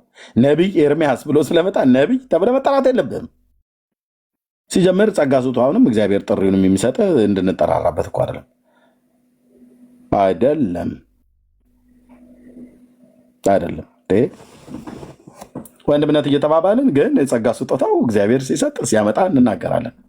ኦኬ እግዚአብሔር በህልም እንደሚናገር በጣም በጽኑ ስለማምን ህልም ሲመጣ እግዚአብሔር የመተርጎምንም ስጦታ ጭምር ስለሰጠን እንተረጉማለሁ። ለዚህ ነበረ በሌ ተጠንቀቅ ከሞባይል ብዬ ያልኩት ማለት ነው። ተጠንቀቅ፣ መኪና ውስጥ ቻርጅ አድርግ፣ ተጠንቀቅ። ምክንያቱም ጌታ አሳይቶታል ለበሌ ለራሱ አይኑን ከፍቶ ኦኬ ቤቱ ሲቃጠል እና እሱ ሲሞት አየ። ስለዚህ ጸለይንለት። ከዛስ ጥንቃቄ ይጠብቃል፣ ማስተዋልም ይጋርዳል ነው አይደል? አዎ። ስለዚህ በሌ ቻርጅ ስታደርግ ተጠንቀቅ። እዚሁ ላይቭ ላይ ነው የጸለይንለት እና ምልክቱን ሁሉ ጭምር እግዚአብሔር ስላሳየው ምልክቱን ሁሉ ጭምር ነገርኩት ማለት ነው። አለቀ። እግዚአብሔር ባሪያውን አዳነው ማለት ነው። እና ኤርሚያስ ይራገብለት እንዴ? ዳር ትይዛል። ራዘርጊ ዞር በልኝ ከጎዳናዬ ላይ ዞር ነው ማለት ያለብሽ እህታለም እንዴ። ሰውን ሁሉ እየገባችሁ እናንተ የሆነ ምልክት ስለሰጠ ምልክት ስለነገረህ እናንተ ቤት እግዚአብሔር እናንተ ቤት ስንጸልይ እግዚአብሔር እናንተ ቤት ፈውስን ስላደረገ ስጸልይ እግዚአብሔር የተሰወረ ሚስጥርን ገልጦ ስለነገርኩ ሰው ከዛ ቀጥሎ ኤርሚዬ አንጀቴ ውስጥ ወጥፍ ያለው ልቤ ውስጥ አስገብቻለሁ ላመልከ ነው። ማን ነው አምልክ ያለሽ? ማን ነው እኔን ልብሽ ውስጥ ጨምር ያለሽስ? ማን ያለህ? በቃ አንዳንድ ወንድም ጌታ ይባርከው። ጌታ በቃ በጌታ ወንድም ነኝ። አለቀ አለቀ። እደግመዋለሁ፣ አለቀ። መሲ ስትጸልይ አጋንንት ቢወጣ ቀጥሎ ድምጿን ብትቀይር መልሾ ነው ማለት ነው። ወደ ነበረው ድምፅሽን ወደዛ ወደ ቀድሞ ስናወራ ወደ ነበረው እኛ ላይ አይደለም ድምጿን የምትቀይረው። አጋንንት ስላስወጣች እሷ አይደለች የሚያስወጣችው። በእሷ ውስጥ በተሰጣት ስልጣኗን የልጅነት ስልጣኗን የተጠቀመችው። አለቀ እንዴ። ቤኪ ሲያስተምር ከብድ ቁጭ ቢያደርገን እሱን ተከተለ ያለ ቤኪ ማን አለ እንዴ? ቃለ እግዚአብሔርን አይተንት ነው እኮ እሱ ጀመረ ማለት አንዴ ኧረ ግን እያልክ እሱን ጣሪያ ላይ ልሰቅል የምትፈልግ ከሆነ ጥፋተኛው ቤኪ ሳይሆን አንተ ነህ። ማን ነው ሰቃይ ያደረገ? በቃ ወንድምነት። ጌታ ይባረክ። እግዚአብሔር በአንተ በኩል ባለፈው ስላስተማረን እውቀት ስለሰጠን መረዳት ጌታን እጅግ አድርገን እናመሰግናለን። በእውነት የጌታዊ መንፈስ ተጠቅሞብሃል። የልዑል እግዚአብሔር ባሪያው እንደሆንክ በደንብ አስተውያለሁ። ይብዛል፣ ይጨምርልህ፣ ጸጋ ያብዛልህ። ልብህ ደግሞ እንዳይታበይ እንጸልይልሃለን። ግን አንተ ወንድማችን ነህ፣ የክርስቶስ አገልጋይ ነህ። አለቀ። አብረን ሻይ የምንጠጣው እንደ ማይክል ጃክሰን ጃኬቱን ቀያይራለሁ ብሎ ካለ ኤርሚያስም ቤኪም መሰረትም ይሁን ማንም ዳር ያዝ ነው መባል ያለበት። እኛ ቡቱቱና ድርቶ መቀያየሪያ አይደለንም።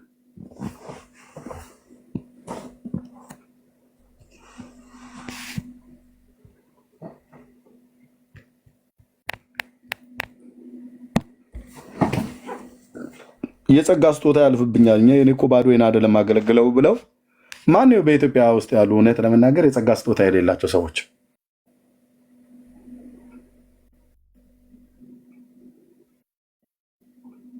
የዘይት ጉዳማ ብዙ እኮ አገልግል ራሴም ጮኬ እኮ የዘይቱን ንግድ አስተውኩት። እኔ ሳልሸጥ ማለት ነው። እኔ ላይ ሲደርስ ነው ገበያ የተዘጋው።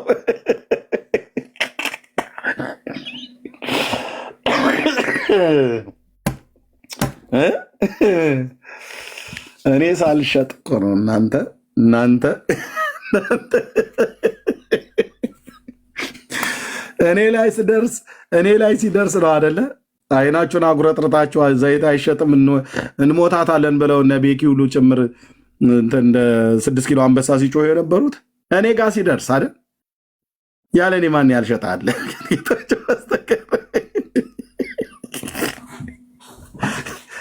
እኔ ነኝ ያልኩ እዚሁ ስጨናበስ ዘይትም አልሸጥኩ ምንም አልሸጥኩም።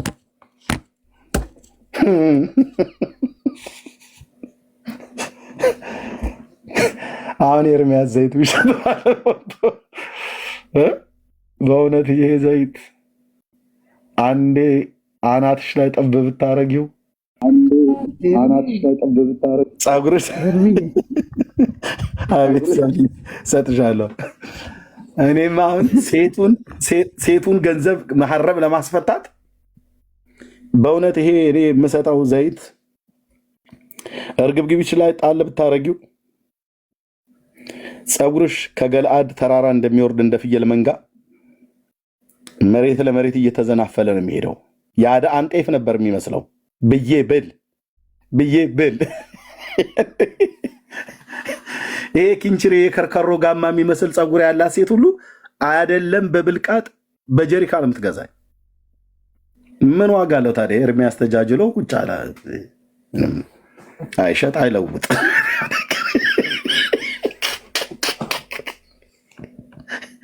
እኔም እነ ሰብሊን እነ መሲድ በሙሉ አሰልፌ የኢትዮጵያን ፔንቴ የኤርትራን ፔንቴ እንዳለ አይደለም በቡትሌ በጀሪካ ነበር ማስገዛችሁ። ባለቢጫዋ ማለት ነው 5 ሊትር እኔ የምሸጠው ዘይት ብዬ ብናገር ፀጉርን የሚያዘናፍለው እንደ ሳምሶን ፀጉር ነው የሚያደርገው ብዬ ብል በፀጉሩ ያልተናደደ ስንት ሴት አለ? ማነው የተናደደ ስንት ሴት አለ በየጓዳው?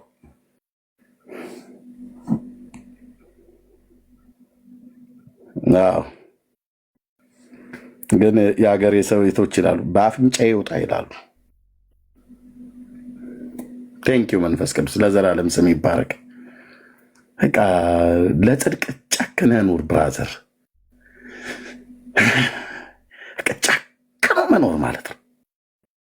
ክብር ዝና ምናምን ነገር በቃ ከሁሉ ኋለኞች የሆንክ እስኪመስልህ ድረስ ትቀራለህ። ግን ጽድቅ ያዋጣል ወንድሞቼ እና እህቶቼ፣ ጽድቅ ያዋጣል። ጽድቅ ያዋጣል።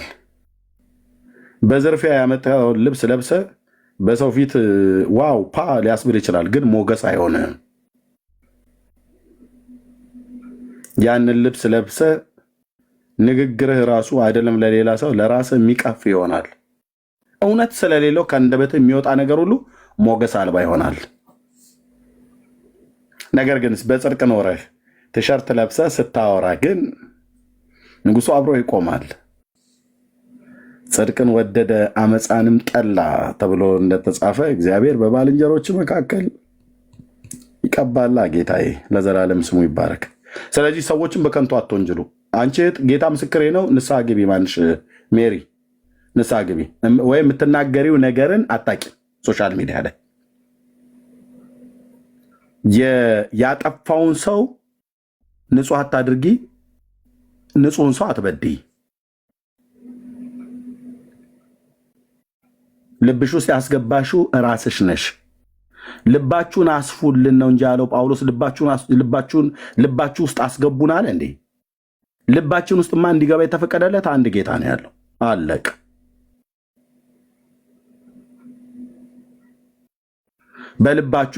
ልባችሁን አስፉልን ማለት በልባችሁ ስፍራ ይኑረን ሚንስ ማለት ነው። በቃ እንደ እግዚአብሔር መልእክተኛ እንደ እግዚአብሔር አገልጋይ በክርስቶስ እንደዳነ ሰው ቁጠሩን ነው። በልብሽ ላይ አንግሰሽው ደግሞ ጣዖት እስኪሆንብሽ ድረስ አገልጋይን ጣዖት እስኪሆንባችሁ ድረስ ከሄዳችሁ ጥፋቱ የእናንተ ነው። አገልጋዩም እኔን አስቡ እያለ ጣዖት ሆኖባችሁ ከሆነ የእሱም ነው የእናንተም ነው። ሁለታችሁ ምናችሁን ንስሐ መግባት ያለባችሁ። እሳት አውርድ አልኩ ከሰማይ። በቃ ወንድምነት ነው ብዬ የምልህ ወንድምነት። ቢኒያ ጌታ ይባረክ። በልዬ እንዴት ነህ? ደግነህ? በቃ የእግዚአብሔር ሰው ነው። እግዚአብሔር አገልጋዮች ናቸው። እግዚአብሔር ወንድሞች በእግዚአብሔር ቤተሰብ ውስጥ ቤተሰብንን በጌታ ወንድሞች እናቶች ናቸው። አለቀ። ምንም አላራግብልህም። መጥቼ በግራ በቀኝ ምንም አላራግብልሽም።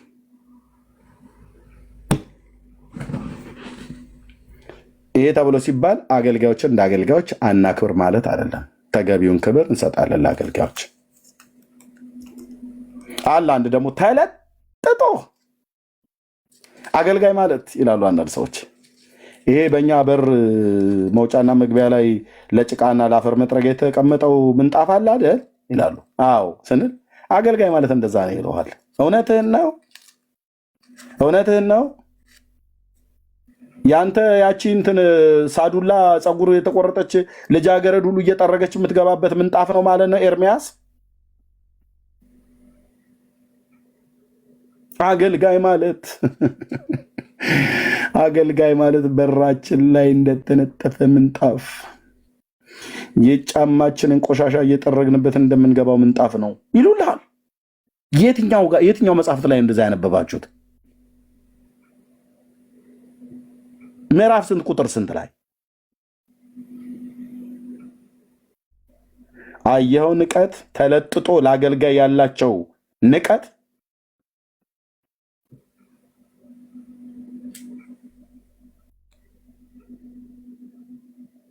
ለአገልጋይ ያላቸው ንቀት። ወንድሞች እናቶች፣ አገልጋይ የእግዚአብሔር መንፈስ ያለበት ነው አይደለም? ወንድሞች እናቶች፣ አገልጋይ እግዚአብሔር መንፈስ ያለበት ነው አይደለም? የእግዚአብሔር መንፈስ ያለበትን የእግዚአብሔር ጸጋ ያለበትን አገልጋይ በረንዳህ ላይ በርህ ላይ እንደጣልከው እግርህን እንደምጠርግበት ምንጣፍ ነው ማለት ነው። የትኛው መጽሐፍት ላይ ነው እንደዚህ ተብሎ የተጻፈው? ምዕራፍ ስንት ቁጥር ስንት ላይ? ወንድሞች እናቶች፣ ተለጥጦ በዚህና ልክ ለክርስቶስ አገልጋዮች ያላችሁ ንቀት እግዚአብሔር ምስክሬ ነው አልኩ። ሄደዛ የምጠርግበት ጥረግ እንጂ እኔ አንተ ቆሻሻ መጥረጊያ አይደለሁም። ፓስተሩ ያንተ ቆሻሻ የእግር ጠራጊ መጥረጊያ አይደለንም። ክቡር ሰዎች ነን። ጌታ በደሙ ይገዛል። ምሳሌ አድርገው እንኳን ሲጠቀሙ የሚጠቀሙት እንደዚህ እያሉ ማለት ነው። ዝቅ ዝቅ ማለት ከሆነ እሱ አይደለም። እንደ ዮሐንስ ሁኑ በለና የጫማውን ጠፍር ልፈታ የማይገባኝ ብሎ እንዳለ እንደነ አብርሃም ማለት ነው። አመድና አፈር ስሆን አንድ ጊዜ መናገር ጀመርኩ አትቆጣኝ ብሎ አለው ጌታ ብሎ ዝቅ ዝቅ ማለት ብራዘር፣ አገልጋይ ዝቅ ያለ ነው። ከሁሉም ጋር አብሮ ታናሹንም እንደ ታናሽ፣ ታላቁንም እንደ ታላቅ፣ እናቶችንም እንደ እናቶች፣ እህቶችንም እንደ እህቶች፣ ወንድሞችንም እንደ ወንድሞች፣ አባቶችንም እንደ አባቶች ማክበር ያለበት ወንድሞች እናቶች፣ አብሮ የሚበላ አብሮ የሚጠጣ ከመንጋው ጋር የሚያድር ከመንጋው ጋር የሚውል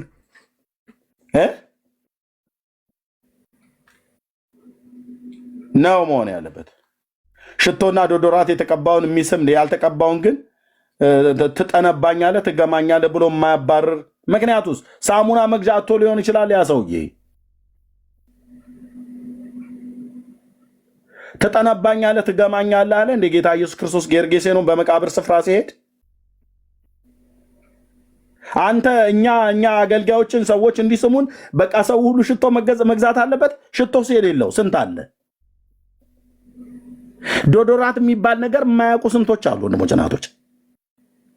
በእንዶር ልብሳቸውን አጥበው የሚመጡ ቅዱሳን ማለት ነው።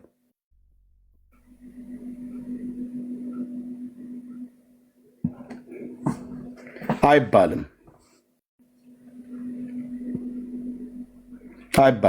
ሳመው። እሺ የኃጢአት ክርፋታችን እንኳን ጌታ ኢየሱስ ክርስቶስን አላራቀውም። ከና ኃጢአት ክርፋታችን እኮ ነው ኑ ብሎ ያጠበን። አንተ ዶዶራት ካልተቀባ ሽቶ ካልተቀባ አልስመውም ትላለህ። ዘልዛላ አገልጋይ ይባላል። እንደዚህ አይነት አገልጋይ ሞልቃቃ በል ጥለው ትችላለህ። ቀጥታ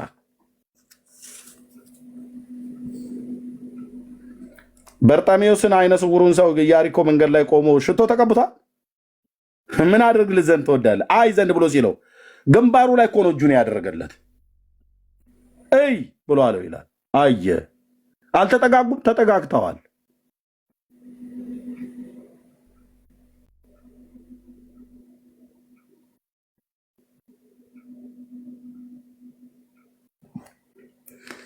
አገልጋዮች ጸጋ ሲገለጥባቸው ወንድሞችና እህቶቼ እራሳችሁ ናችሁ የምታባልጉት። እኔን አባልገኝ ስለማታቅ ልታባልገኝም ስለማችል እውነቴን ብዬ የምልህ በጣም ወንድሞች እናቶቼ ብዙ ምስክርነቶች ይመጣሉ። ክብሩ ለማን ነው? ለእግዚአብሔር። ኤርሚያስ ምንድን ነው? ምንም የማልጠቅም ባሪያ ነኝ አለቀ። ለትህትና እኮ ብዬ አይደለም የምናገረው፣ እውነቱ ይሄ ስለሆነ ማለት ነው። እውነቱ ይሄ ስለሆነ ብቻና ብቻ ብዬ ድምፄን የምቀይርበት አንዳችም ምክንያት የለም። ቀደም ልክ በሌ እንደመሰከረው ማለት ነው ብዙ በውስጥ እና ምን ይሁን ምንም ክብሩ ለጌታ ይሁን አለቀ። እህትየው እንዴት ነህ? ጸግዬ፣ መሲ፣ ቤካ ወንድምነት እንዴት ነህ? በሌ ነው የምንባባለው እዚህ። ሰብሊ፣ ቢኒ አለቀ። ጃኬትን አታራግፍብን። ድምፅሽን አትቀይሪ። ንጉሱ ከአንቺ ጋር እንዲሰነብት የምትፈልግ ከሆነ ትህትና ማለት በቃ ዝቅ ብላ አገልግል፣ ዝቅ ብላ አገልግል። እንዴ እኔ እኮ አሁን እኮ ሰው እኮ ጤና አጥቷል ቸርች ውስጥ። ይሄኛው አገልጋይ እኮ እጁን እንደዚህ አንዴ ካነሳ ጉባኤ ሁሉ በሙሉ ይረፈረፋል ይላል። ከዛስ ጉባኤ ሁሉ በሙሉ የሚረፈርፍ አገልጋይ ነው ብለው እሱን ሰውዬ ይከተሉልሃል። ሊረፈረፉ ማለት ነው። ከዛ ረፍራፊው አግዳሚው ምናም ነገር እያሉ እና ሰውየውን አንተ እንደ አቡነ ተክለ ሃይማኖት 12 ክንፍ አብቅሏል ብለህ በየካልዲስ ካፌ በየስታርባክስ ካፌ ወሬህን ስጠልዝ ቤት ውስጥ ቡና ተፈልቶ ፈንዲሻ ተፈንድሾ ያንኑ አገልጋይ እግዚአብሔር ከተገለጠበት በላይ እንዳይሰራበት እሱን ልክ እንደ ፊኛ ነፍታችሁ አሳብጣችሁት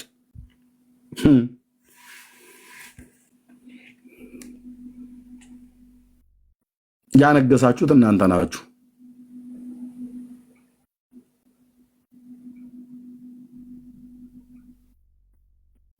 ለአገልጋይ ተገቢውን ክብር ስጡ። ከዛ ውጭ ግን እንዳሰጡ ኤርሚ ቀንቶ ነው ብሎ እንዳይል ብራዘር፣ እኔ አገልጋይ እኮ ነኝ እኔ ምናምን ነገር ብዬ መድኃኒዓለምን አልመስልም መልኬ አታዩትም? ግን እንትኔ እንዴት እስከዛሬ ድረስ አገልጋይ እንደሆንኩ ለምን አትረዱ ብዬ አይደለም። አገልጋይ ነኝ። እንደውም እኔ አገልጋይ ስለሆንኩ የሙሉ ጊዜ አገልጋይ ማለት ነው። ዘመኔን ጊዜን ሰጥቼ የማገለግለው በጥሪ የማገለግለው ስለሆንኩኝ ጌታ አገልጋይን ስታገኙ አታካብዱ። እናንተ ምእመናን የሆናችሁ ወንድሞቼ እናቶች፣ እሺ ለአገልጋይ ዝም ብላችሁ አቧራ አታጭሱ። ኦኬ እህት አለም ከኢትዮጵያ ተገብዞ አውሮፓ ሲመጣ ካናዳ ሲመጣ ለቤተ ክርስቲያንሽ ፓስተር አንድ ቀን የነዳጅ ሞሚያ ብለሽ ገንዘብ ሰተሽ ማታቂ ከኢትዮጵያ ግን መጣ ለተባለ ሰውዬ 10,000 ፓውንድ $10,000 እምሰጭ ወይ ለጋስ የተባረከች ቸብ አርጉላት ተብላ እንድትባይ ግብዝ